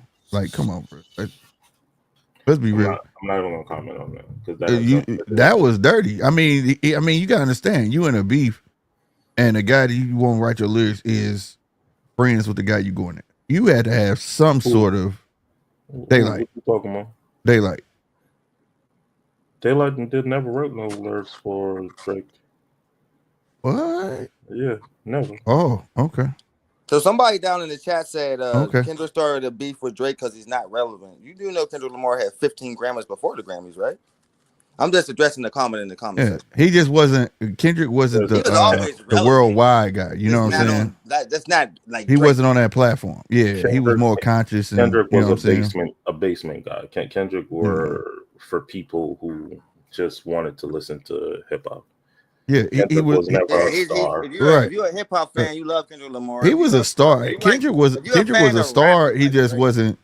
Drake was like. I never said Drake wasn't a good rapper or didn't make good Drake music. was He just can't Drake. Battle. I don't know what he was thinking. Drake was like this generation's Tupac, bro. Like you can't tell a kid nothing about fucking Drake. You hear him? He ran the game for 20 years, bro. Like you got to give him that. He just had a knack of making good hits. I said. But again, he fell into a trap. But like I said, that don't make him. It don't make. That was. He was boxing out of his weight class doing that. Right. He was the face, like we say over in boxing. He was the face of the sport, but it don't make because you're the face of the sport. Don't make you the best rapper though. You get what I'm saying? He just had the charisma, he had the shine, he had the look, he had the whole package, and he could make a hit. You get what I'm saying? And that's what catapulted him, bro. That's what really pushed him over the edge. Yeah, well, he can't really sing and rap. He can sing, but he can't sing. You know what I'm saying? It's like Mike Jack. Mike Jack had his own original voice where, like, really, if you put him up against a real singer, would you really say Mike Jack could sing?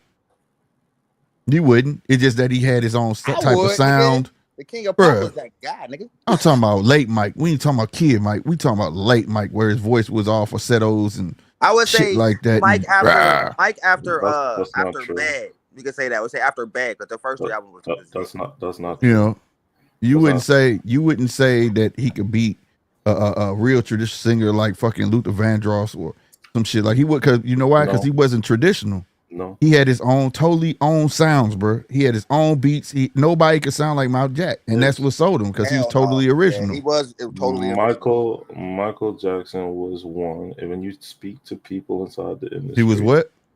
When you speak to people inside the industry, like when you watch Michael Jackson's documentary, or you watch when people speak about Michael Jackson was one of the greatest vocalists that they ever heard sing. Well, he didn't put that on his albums. The stuff he could do with his voice was pretty fucking amazing. I'm going off his albums. The shit I heard on his albums was Mike being Mike. I didn't hear I felt that way about This World Is Mine, like great voices out there. You get what I'm saying? I heard a pop singer, and he was very distinctive from it. Well, I'm not saying he can't sing. I'm saying from the stuff I heard, and if you took his vocals off of that beat, you would be like, what is this? But his beats and his voice went together, period. Like it made a unique, original sound where could nobody else mimic it. And my point is that's what sold him. That's what made him a mega star. You get what I'm saying? Like Drake can't sing worth shit, but them beats and melodies, he know I write that melody, he know I do it. It made him unique in his own thing. You get what I'm saying? You won't find another Drake. Let me see where you're at. So who's a better singer, Beyonce or Mariah Carey? This is a good one. Mariah Carey, hands down. Y'all wild. She a real singer. I've heard her singing in real life, bro. I think Beyonce got a low man. Beyonce, bro. I'm about to dead this one, nigga. Beyonce don't sound like none of her albums in person. None of them. That's not true. None of them. That's not true. The Super Bowl. Her voice is way deeper than what she sounds like on her motherfucking albums, bro. Real talk, bro. The Super Bowl, not the Super Bowl, the Christmas Bowl, whatever you want to call it, that was her real voice. That was not a record. I didn't say it was a recording. I didn't say they play her recordings. I said she doesn't sound like her recordings. In real life, she sounds different than her recordings. Where if I've heard Mariah Carey, she sounds like how you think her that. on the album. I've been to like Christina Aguilera can sing her ass off. I watched her in person. She sounds like her album. What's my girl that came from? Damn, I hate that I went blank. The one where her whole family got killed. I hate to remember her like that. But her Jennifer Hudson. Jennifer Hudson sounds like her albums, bro. She like really can blow. And I would not now. Beyonce cannot outsing fucking Jennifer Hudson. Not even Christina Aguilera, bro. She just had the total package, bro. That depends on the type of music you enjoy. She's a pop singer, bro. She has the whole package. Like I said, she had the look, the dance, the performance. Jennifer Hudson is a soulful singer. She sings from her soul. Beyonce can. Where's she sing from? She does do soulful singing, but that is not the only thing she does. She's more of. Oh yeah, she just got best country album. That's shocking. She is more of a multitasker compared to Jennifer Hudson, who only has one trick and she sticks to it. Jennifer Hudson does not have one trick. Man, this dude here, bro. Like you tripping, bro. A lot of Jennifer Hudson songs Beyonce could sing. Bro, she can sing them, but she ain't gonna out sing her. Like for instance, it's not a lot of singers that could take other singer songs. You know what make a good singer, bro? It's not a lot of singers that could take another past song and make it completely sound like theirs. Like the other song never existed. And she's not one of them. I put her in a line with like Sierra, Janet Jack, T-Boz. They are pure entertainers. They're entertainers. Ooh. Beyonce. I know you just did not compare. I didn't compare. I said I put her in the line of them because they are all entertainers. They can't stand on their own. No, that's not true. All right. That's not true for Beyonce. That's not true. All right. I mean, we gotta agree to disagree. I don't believe Beyonce is a lot of Beyonce. And I'm not. I like Beyonce music, but I'm not gonna say that if she could beat a Jennifer Hudson in singing, no. Yeah, she could beat a Jennifer Hudson any day of the week. Wow. You gotta be part of the Beehive, man. You really love Beyonce. I can't see that, and I like Beyonce music. I'm not part of the Beehive. Not enough where. Not enough where I believe Kelly Rowland is a better singer than Beyonce. I like Kelly Rowland. I like Kelly Rowland, but I don't think she has a lot of range. But I like Kelly Rowland though. But again, what I'm talking about is like when we talk about certain songs, certain tempos. There's a lot of Beyonce songs that Jennifer Hudson could never even. That's pop. I said singing, not pop. Pop is different. Like you don't have to have every skill in the world to be a fucking pop singer. Pop is just a genre. Pop is just a genre. And that's her main genre. Everything she make got a bounce to it. It has nothing to do with singing ability. But a lot of Jennifer Hudson songs, Beyonce can take and out sing her on. I don't think so. It's not the other way around. I don't think so. Cause if she could, like you say, she's multifaceted. She'd have a lot of soulful songs, bro. And she's not that. Okay. She would, right? You say she multifaceted, right? Yeah, I mean, well, she should have some soulful hits, man. I think that she should. Now, I do believe there are singers that are like just one track. You know what I'm saying? I'm not saying she got one track mind. I'm just saying that when it comes to just straight up singing, I don't think she's a better singer. Yeah, you know what I'm saying? And that's Jennifer Hudson. She's a one-trick pony. That's why Jennifer Hudson in her singing never got anywhere.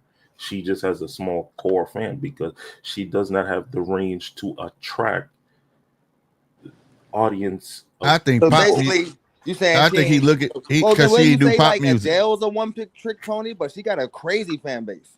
No, Adele's not a one-trick pony because if you listen to most of her albums and the way that she sings like a traditional black singer. She do. Yeah, she got a voice. She do. Mm-hmm. She do. She got a voice. And Adele does not have that. I wouldn't say Adele is one track, but she does have like that best, like that trick that everybody goes to. That trick that everybody goes to, like when they in need, she has that. But she she has range to do other stuff as well too. Yeah, she got range. That girl got range. Yeah, she got hella range. That she do. I give her that. But nonetheless, man, I don't care about all the suing stuff. To be honest with you, I just hope I wish he didn't pull it, because it's just, to me, just a bad look. Like, just make an album and put extinguish, because this gonna be his biggest album. Just off the strength of the popularity of Kendrick's song. I don't think so. You don't think so? Shit, everybody waiting on see what Drake got to say. Everybody waiting on that shit. That shit gonna sell like that motherfucker finna sell, bro. Everybody waiting. He finna get. Yeah, that's what I'm saying. This shit so large. Everybody waiting on that. I'm buying both their albums. My era's gonna be. That's what I said. That nigga Drake ain't done. Trust me. That motherfucker drop an album tomorrow. Man, that motherfucker get hella spins. Way more spins than that Knock Like Us. Everybody gonna buy it because we want to hear what he gonna say. Yeah, that's what I'm saying, bro. That motherfucker, boy, because how large that song went, everybody already in their mind, like, Drake gotta come with something. Drake coming with something. Drake, even I'm feeling that way. Like, that album finna do buku numbers. Yeah, I think so. I just think just the lawsuit against his label has nothing to do with Kendrick, and a lot of people's trying to tie it together. Well, it didn't get tied together till I saw that shit. Yeah, he was trying to stop him performing at the Super Bowl. I was like, huh? That has nothing to do with Kendrick. That's Drake versus the label. Yeah. Mm-hmm. I didn't put it together until they said they didn't want him to play it at the Super Bowl. We've seen some big names go up against UMG and fail miserably, bro. I didn't think it was a good idea. Like, but maybe it'll be a learning lesson. Don't sell your. They can make a new Drake, bro. You don't want to play with niggas like that. More than a million. Like that's why they say you gotta know your worth, bro. When he did that deal, and he took that 400 million, that was the beginning of the end of him. Then they thought they were gonna keep getting it off on him, and that ain't how that should have been. He was larger than that. 50 Cent sued UMG. You see, he making movies now, right? I'm just saying, like, the motherfuckers will end your career. 50 Cent won that lawsuit. But the thing is, we had an album from Fifth. When Michael Jackson sued Sony, aka UMG, Michael Jackson won that. Well, they partnered. They not exactly Sony, but yeah, he won. He won it. Mike did. Mike had the ends to go for that. Michael Jackson is a special case because that was the most popular motherfucker in the world. And I don't think we're going to ever see another musician reach the heights that he did, bro. I don't. Mike was smart, man. Mike just learned the game early, bro. Dad, nigga, all his albums went through the roof. Everybody Mike learned the game early. Talked about him every day for a whole fucking year. It's not going to be like that for nobody else. Mike learned the game early, bro, and because of him, there are shit in place, so you could never get that type of Mike again. Mike made MJJ Records. I'm doing shit on my own. I'm gonna have a distributor, but at the same time, since you think you're gonna own me, I'm finna own everybody else where y'all can't. You get what I'm saying? And he had a fail safe. He knew the game, bro. Mike knew the game. Mike owned a third of Sony. Mike family set for life. Yeah. There's nothing else you can do about it. So I mean, Mike knew the game. Michael Jackson's bar was set so high that if he sold 9 million copies, that was considered a flop, bro. That's fucking insane. Mm-hmm. That's how high his bar was. Yeah, bro. That's what I'm saying. But see, like, they ain't gonna never let that happen again. But like I said, Mike was smart. But just like Mike, I think Drake is gonna win this lawsuit. And I think when Drake wins this lawsuit, it's gonna set a precedent. I don't know what precedent is gonna set though. That's my thing. I mean, for his business wise, maybe, but for other people, it's gonna look like shit. If I say something about this nigga better not try to. We're talking business, like as casual fans, because when I listen to music people and other rappers, they actually applaud Drake for what he's doing because they actually want to see, because the music business have been doing bad business for so much years that has not been called out. A lot of people are applauding Drake, but it's mostly fans and the Kendrick stands that are in an uproar about this. But everybody else, they want to see the outcome. Now I want to see Drake drop an album, but my thing is it's like kind of like what Punisher saying, like you're gonna have a bunch of people that's not gonna care what the reason for it. Just look like, like for instance, that suing shit should stay behind the doors and do it. This wasn't for nobody to hear. You know what I'm saying? But our business, because the people ain't gonna understand it. They're gonna think Drake sued Kendrick. It's gonna end up being. It's even if it's not that, it's just gonna end up looking like it's gonna put a bad look on him. You get what I'm saying? Yeah, but this is the thing. most of us and regular people, when it comes to court proceedings, it's public, so it's going to come out at any point in time. And to most of us, we thinking about the here and the now. Drake is thinking about billions of dollars. Yeah, that's true. That's true. But he should let it came out later. I think he should let, because like when everything, like for instance, when we hear like in boxing or just sports period, right? When it was the old fashioned days, as my grandfather used to say, you know, somebody get caught using PEDs, you usually find out till shit way after the fight. You know what I'm saying? And then when you hear about, like, damn, that's fucked up. Move along now. You know what I'm saying? Nobody's harping on it. But then when if it come out while it's fresh, it's like the talk of the town, and people gonna keep talking about it until you hear the verdict or what gonna go down from it. You get what I'm saying? It carries a different stigma, like the Devin Haney and Garcia thing. Devin Haney suing Garcia, right? But nobody would have cared if they kept that behind closed door and it came out like way after. You get what I'm saying? But you can keep them type of stuff closed up because these records are public records. All it has to do is for a journalist to type into the court circuit, type in Drake's name, and it'll automatically come up. That's what it should have been versus him saying. That's all I'm saying. Them coming out saying. That's what it should have been right there. What you said, a month or two would have passed, somebody, a journalist would pop out. Did y'all know Drake sued Kendrick and blah? And people would have read this shit like, oh. Yeah. Drake didn't announce that. Drake didn't announce that. You know, boom, that would have came out. It's all great. I think UMG announced that. UMG. Well, they should have kept it. They should have kept it behind. No, they want to make him look wild, bro. That's part of the plan. You know, I can see that. I can see that, but it's just like Punisher. Michael Jackson do have more music and more albums. His family refused to release them. They just won't release it. Yeah, it ain't gonna do nothing because they remember Sony hired that fake ass Michael Jackson and put that album out. So now people don't know what's real and what's not. That last Mike album came out. And they got some like, of it was Mike and some of it's not. They got so much fucking money. They don't need to do shit. They need to sit back and just spend money. Yeah, it's like generations of them. Yeah, Janet Jackson and his other sister, I think, has control of his estate, and they have already announced that they're not releasing any of his. Yeah, I remember Jermaine came out and said that shit. He was like, "That is not my brother on that damn album." He made that shit clear, bro. But they found somebody who could sound like him and, you know, try to sell some shit. So now it's like, you know, anything new come out is going to be questionable. You know what I'm saying? Mm-hmm. Which sucks. Which sucks for us as fans. You know what I'm saying? Because I'm a huge Michael Jackson fan. You know. But I think the Jackson family felt like their brother gave so much to the world. I think, like, even if I was like his son or a brother like that, and I went inside his private studio and I found all that music, I think I would feel the same way. Like, no, we're not releasing this. This is for our family. Mm-hmm. We're not releasing it. I think it'll come out probably after I die. One of them gonna let it out. One of them kids or something gonna get a hold of and be like, "It's mine now. I do what I want." You know what I'm saying? Yeah. But it definitely ain't coming out no time soon, bro. One of his grandkids gonna be a singer inside the future, and they're gonna pull some of them songs. When y'all think Drake gonna let the album out? I think it's gonna be summer. Summertime. Mm-hmm. Mm-hmm.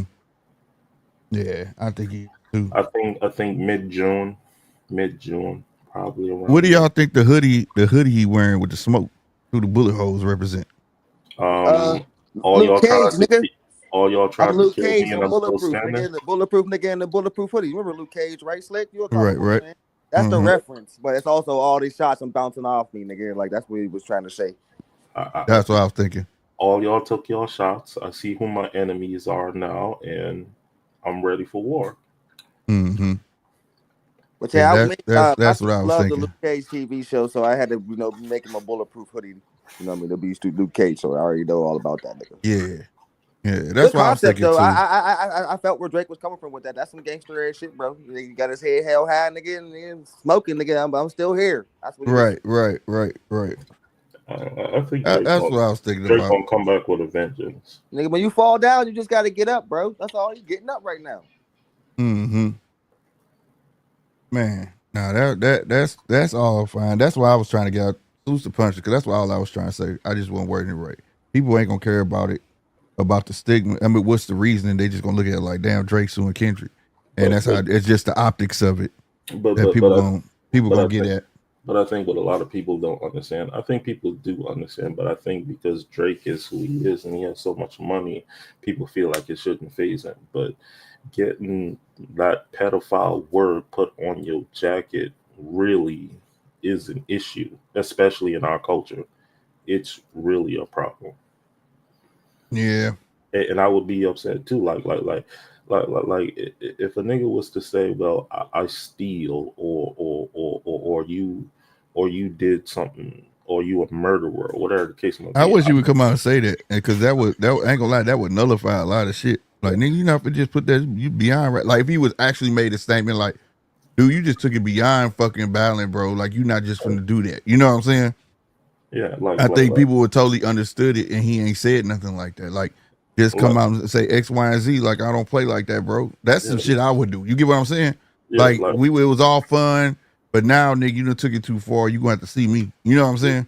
Yeah, because like if a random nigga was to call me a pedophile inside the street, like nigga, I'm willing to fight. I want to fight now. Oh man, right.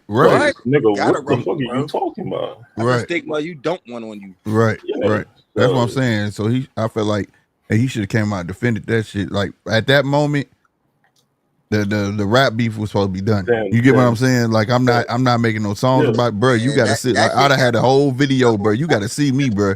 Then you took a picture of my house, you put it as the cover of your song, and because that's how the people are tagged on the house inside the picture. That's how it would look inside the sex registry when you search up an address, and it says like these sex offenders live inside this house. Like, you're putting a lot on my name. That was shady, bro. I was like, damn, this shit's getting dirty, bro. The gloves came way off in that battle. They just let you know it's personal. Yeah, shit was personal, real personal. Yeah, shit is up both forever. sides. You had Drake talking about his wife and all. Like, it got real personal. It got bro. real. When that man brung his wife into it, I said, "Oh, this shit finna go left." That's how battle rap is, though. It's a dirty game. Go left. You got battle rap, but like the way the details that was in it. You know, battle rap. I take your wife, man. Today's battle rap, they way worse, man. They be talking about dead relatives and all type of shit, bro. I'm talking. Yeah, I'm talking about like you know, your traditional battle song. Like, I ain't talking about the niggas who standing face to face. I'm talking about on records. You know, but that depends on who the battle rapper is, though. You know. Because I think a lot of people, they would never try that with Surf. They will never try that with Loaded Lux. They'll never try that with Calico. They'll never try that. No, that's why I said those are traditional battle rappers. Face battle rappers that'll punch shit out. Those are your traditional, your traditional battle rappers. I'm talking about like regular rappers going at it on wax. You feel me? Mm-hmm. That's when he said that shit, like brought his wife into it.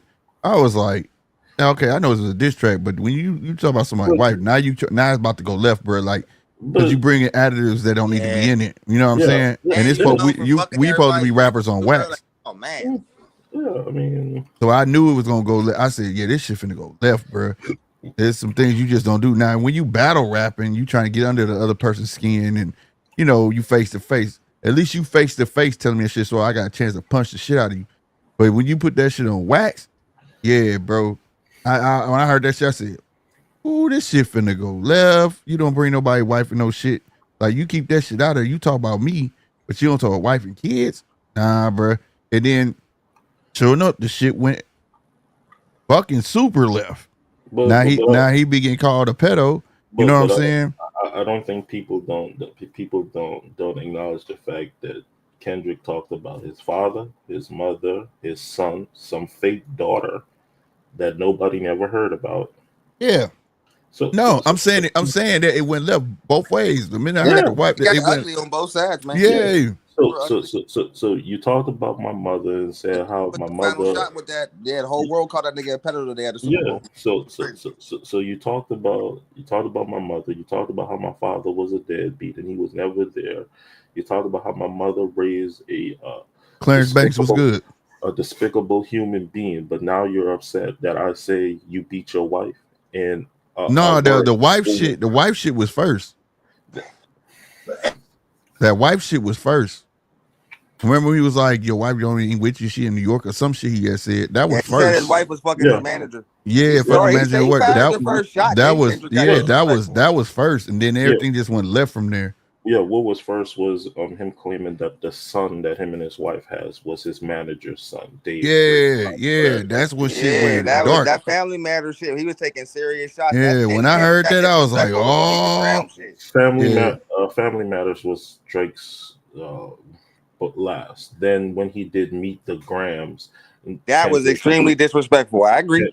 Kendrick talked about his whole family, his mother, his father, his son, and some daughter that nobody knows about. Yeah. Was set the internet on fire. That shit went crazy. I said, this shit. I knew it was gonna go left. I know me. Everybody like, I know Drake ain't do this shit twice, but I just kept then Drake came back with Family Matters that then went into the fact of, oh, I heard that you beat your wife and you hired a PR team to cover. Nah, Family Grounds was before Meet the. Yeah, that nigga said that. Yeah, that nigga was talking about his wife 40 first. minutes after Family Matters, bro. Yeah, that nigga mentioned his wife first, bro. When he did that, I said this shit finna go left. I knew it because I had to think from my perspective, like, that was me. You done brought my old lady into some shit. Yeah, bro. Yeah. That wasn't gonna be right. And I knew it wasn't gonna sit right. Any man that wouldn't have sat right. You know what I'm saying? Family Matters was the last song from Drake, because when Drake dropped Family Matters, that's when Not Like Us came up. No, Drake he did the Hard Part 6 after Not Like Us, bro. I know, but the Hard Part 6 was him just saying, like, I'm out of this BS. But we're talking about the last diss track. The Family Matters did Not Like Us, then Drake. Oh, yeah, Family Matters was his only. If you want to say last diss track, then we'll say Family Matters. What Chemo first was Tailor Made, then Push Ups, then Family Matters, then the Hard Part 6. Well, no, you left out Euphoria. I think Drake came out with that wife shit first. I agree. I'm saying, like, inside. Drake. Well, Andy, what was the name of that one he did with the fake Tupac? And I don't remember what song it was, but I just know that's what did it for me. That pissed a lot of people because off, I'll be honest with you, I was like, this shit ain't gonna be nothing. I was like, Kendrick and Drake about to really go at it, and that was my perspective, because I was like, they two different rappers on opposite, spectrum, and I was like, I don't know how this gonna fare. But when I heard that line, I said, oh my god, this shit finna get serious. So remember how the beef started? Was it Like That? What was Future song name again? I think it's Like That. Yeah, We Don't Trust You or something. Yeah. It was on the album that We Don't Trust You. So Like That came out. Then J. Cole dissed Kendrick with what's it called? I think Drills or whatever the song called. Then after the tour was done, Drake dropped Tailor Made on Instagram. With the beat? With Tupac. All right, Punisher. Yeah, we need you where you coming. Then Drake dropped Push Ups, Kendrick dropped Euphoria, then Kendrick dropped Meet the Grams, then Drake dropped Family Matters, and then hey, Slick, somebody want to come up here bad. Who? Clarence, look at the chat. The link is at the top of the whatchamacallit, Clarence. He down there debating with you like hell, my guy. Ooh. About Kendrick. I don't know what he debating. You can look at the order, like the order of the diss tracks. The wife shit came first. He said the wife shit came first. Yeah, I agree. Yeah, he said the wife shit came first. Like, I don't know what you're debating. But they was beefing, man. This beefing on so long, all the way back. I remember that one track that Big Sean had, and everybody was jumping on that motherfucker. On that shit, that's when everybody's like, Control, and he wanted to challenge everybody. He came at everybody on there. And from that point on, it's just been subliminal back and forth between them two. Mm-hmm. So this shit been brewing a long time. I think it was great for hip hop, and I enjoyed every second. I want to know what the beef is, because to be completely honest, in the beginning of Kendrick's career, him and Drake he's just sitting on the throne too long, bro. Him and Drake was friends. Drake gave him his first hit. Then after that, they never did any songs together anymore after that. So I want to know what the issue is. Oh no, it had to be something. We know the issue why Future don't like Drake, why Metro Boomin don't like Drake, and Mustard Nolan, because Drake fucked all their girls. We understand that was put out a long time ago. Drake fucked all the girls. I don't understand why you have a problem with Drake when you need to take that up with the bitch you lay it next to. But hey. All right. Hey, Clarence. It say your mic or something ain't connected, bro. It say you need to connect your mic and cam or something. Go out and try to come back in. If you can hear me. Yeah. But yeah, nah, man. I just hope it, like I said, it's a hit right now for Kendrick. But the minute he drop his album, that shit finna do stupid numbers, bro. How hard it's gonna be, I don't know. I just know off the strength because everybody is waiting. You know what I'm saying? That shit finna drop, and everybody gonna go crazy over it. Everybody gonna be listening to it. Everybody gonna be, going through each lyric with a fine tooth comb and all that shit, looking to see if he's gonna say anything about Kendrick. Me personally, I don't think he should say shit. Just going back to do what you was fucking doing. You know what I'm saying? And drop hits. That's all motherfuckers really want. Beef ain't supposed to last forever. You know what I mean? I mean, when you call me a pedophile, I'm on my 50 shit, nigga. It's up forever. Shit, that pedophile. That's I'm fighting words. I want to see. Yeah. I don't even want to rap about you no more, bro. Like you done fucked up. It's up forever. When the video drop of you beating your wife, because we know it's somewhere out there inside this stratosphere. If it is true, I'm reposting it on Instagram and see. I told y'all, like, it's up forever. I'm on 50. I'm on 50. You on your petty shit after that. Come every chance I get. I'm on it. 50, nigga. You die, nigga. You die and post it up inside the cigar lounge with your record or your best-selling record or whatever, putting my ashes on top of it, nigga. I'm it's up forever. I'm with you, D2. I ain't gonna stop, but me, I gotta beat the shot of you. You gotta see me. We gonna cross paths. I'm gonna beat the shot of you. Ain't no way, because that shit ain't what's up. That's what the video you gonna catch. Because that type of jacket, man, dog. That's some serious shit. Like say. It's up forever. There's a stigma you don't want on you. Trust me, I'm coming at you like T.I. came at Mayweather. Nigga, I don't care you a famous boxer, nigga. I'm swinging as soon as I see you. Right. Facts. Yeah, I'm with that, bro. I'm with it. Clarence, if you try to come on, you better come on, man. I'm stopping. I'm ending the show in 6 minutes, bro. This was a special edition. Usually I don't go on Sundays, but I had Devin. Did you watch the Super Bowl, D2? Yeah, I had a Super Bowl party. Oh, that's what's up. Who was you going for? Eagles, nigga. I'm an Eagles fan, man. You didn't see me inside the chat. It's D2 Wild for TV. Yeah. That was me. Oh my God, bro. Yeah, we lit over here. So did you enjoy the halftime show? Or you was like, fuck his ass? He was like, fuck it. I mean, I didn't have a problem with the halftime show. I don't think it's going to go down in history as one of the greatest halftime show, but it made a statement. Let's be real. Serena still in love with Drake. She's still in love with Drake. Like, come on now. And she got a whole white husband and 2 kids at home. Oh shit!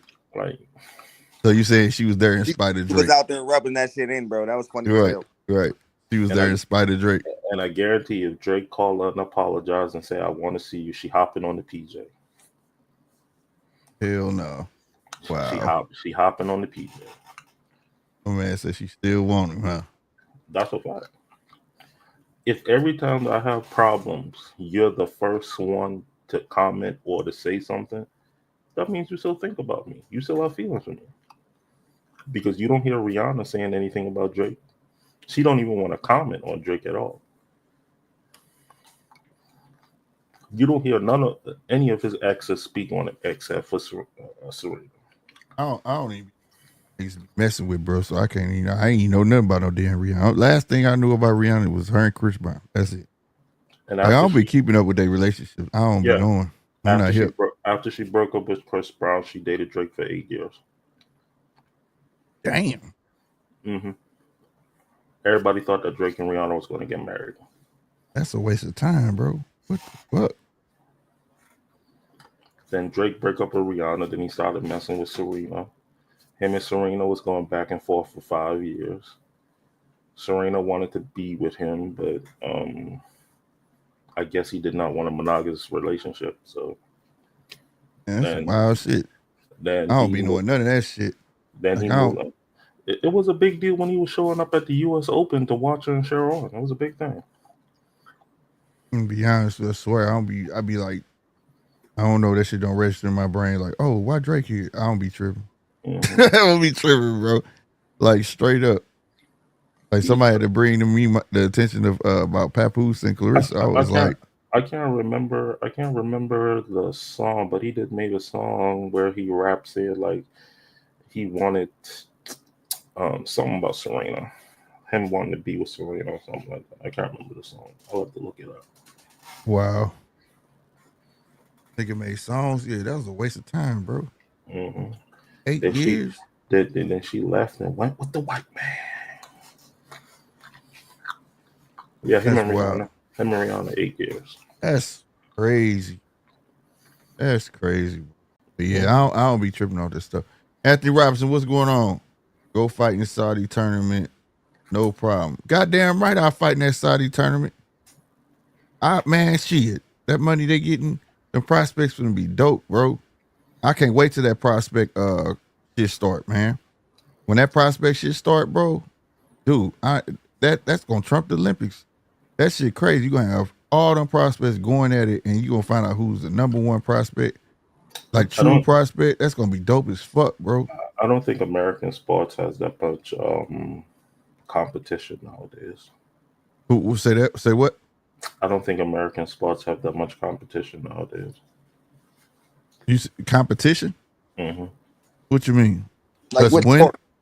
Like there ain't enough people pushing people to be better. Like let's take the NBA for instance, like how ratings are down and everything. Well, you could contribute that is because the level of competition isn't there. Number two, you contribute that we don't have a definitive American star. Like I don't think it ain't that person that's pushing everybody to be greater. Oh, I see what you're saying. There's no goal to achieve somebody who you want to be better than, or it's too lax. Mm-hmm. Yeah, man. Like in basketball, what I do want to see come back, I want to see feuds come back. I want to see like everybody want to play with each other though. I want you ain't gonna never get that. I want to see like nigga, I don't like you. Yeah. I kind of agree with the old Bucks coach, man. Bring fighting back. Let these niggas squabble. Yeah. That's why I like way boxing going now. Make these damn fights, goddamn it, and they getting it on. Yeah, that's what I like about the tournament. Now we gonna see really who's who. Not this promoter signed this group, that promoter signs that group, or this promoter signs this group, and then them groups don't never fight. You know what I'm saying? Mm-hmm. Now we gonna fucking see. That's what I want, and that's gonna create them feuds. That's gonna create turmoil. Because just because you get the number one guy, yeah, he gonna get a deal. But number two, number three, number four gonna feel a certain way, and then they gonna get signed, and then you're gonna have a good crop of up and coming fighters coming up out of that. But I think rules also need to be applied to boxing. I think if a boxer is signed to a certain division or a certain promotion team, or let's say you have 10 fighters, there should be a rule that all 10 of your fighters should not go without a fight within. They can't go a year without having a fight. Yeah, no, that's a fact. We talk about that a lot. Especially the ones that want to take 2 years off, and especially if it's a champion, and they got this thing where they call it champion and recess. I think that's bullshit.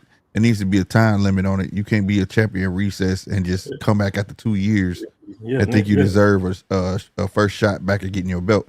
I think that's bullshit, and I hope that stuff does change. You know, the way it looked like they go. I think in the future they will rearrange a lot of shit.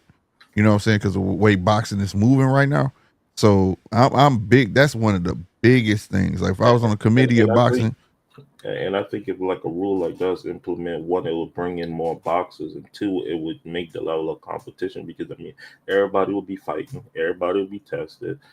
Like, nah, nigga, you a champion, cool, you won the belt, nigga, you got a year. If you don't fight with it after that year is up, nigga, you being stripped, and you gotta go back. I don't even want to be. I want it to be less than a year. I want it should be 8 months.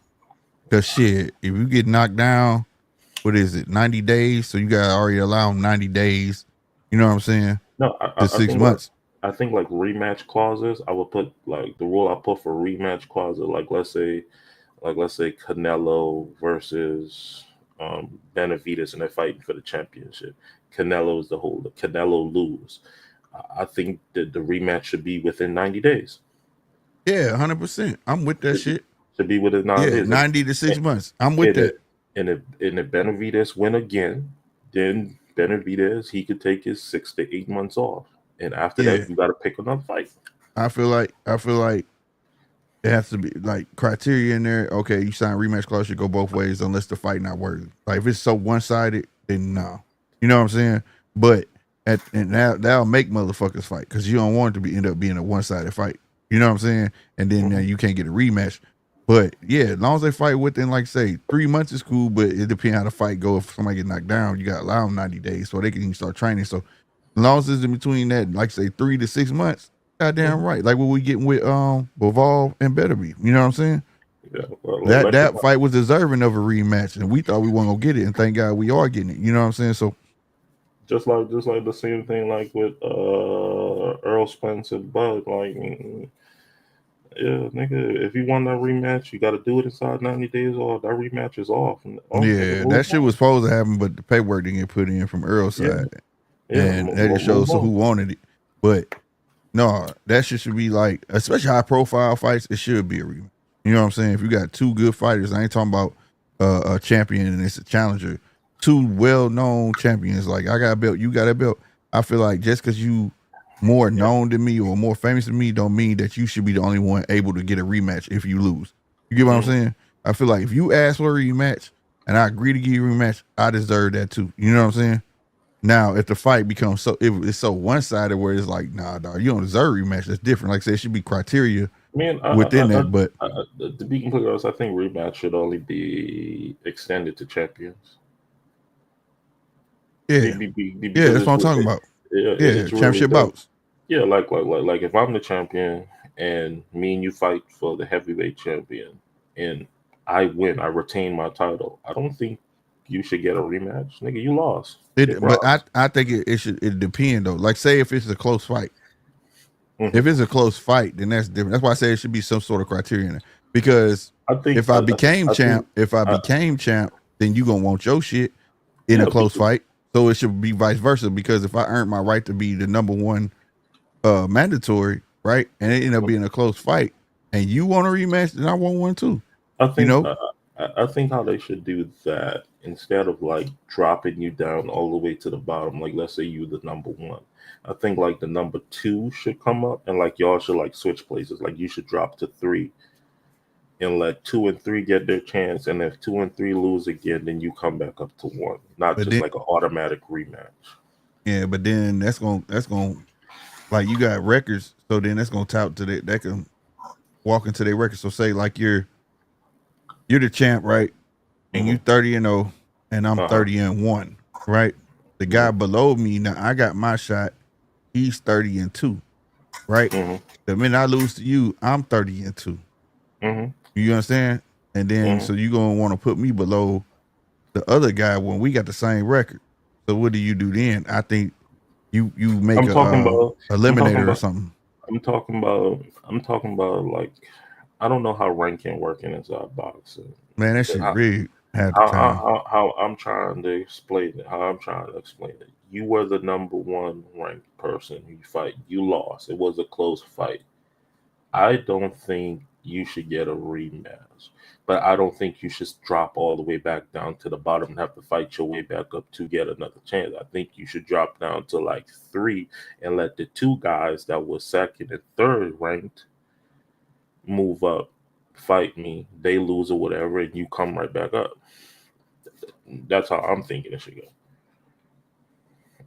It could go that way, but like I said, if I end up being 30-2 and the guy below me is 30-1, I go to 3, but number 4 is 30-1, and I'm 30-2, and they put me in the number 3 spot. That's kind of, you get what I'm saying? That's kind of, he should challenge you for your spot. You know, that's why I said it should end up being some type of eliminator at that point. Yeah, you know what I'm saying?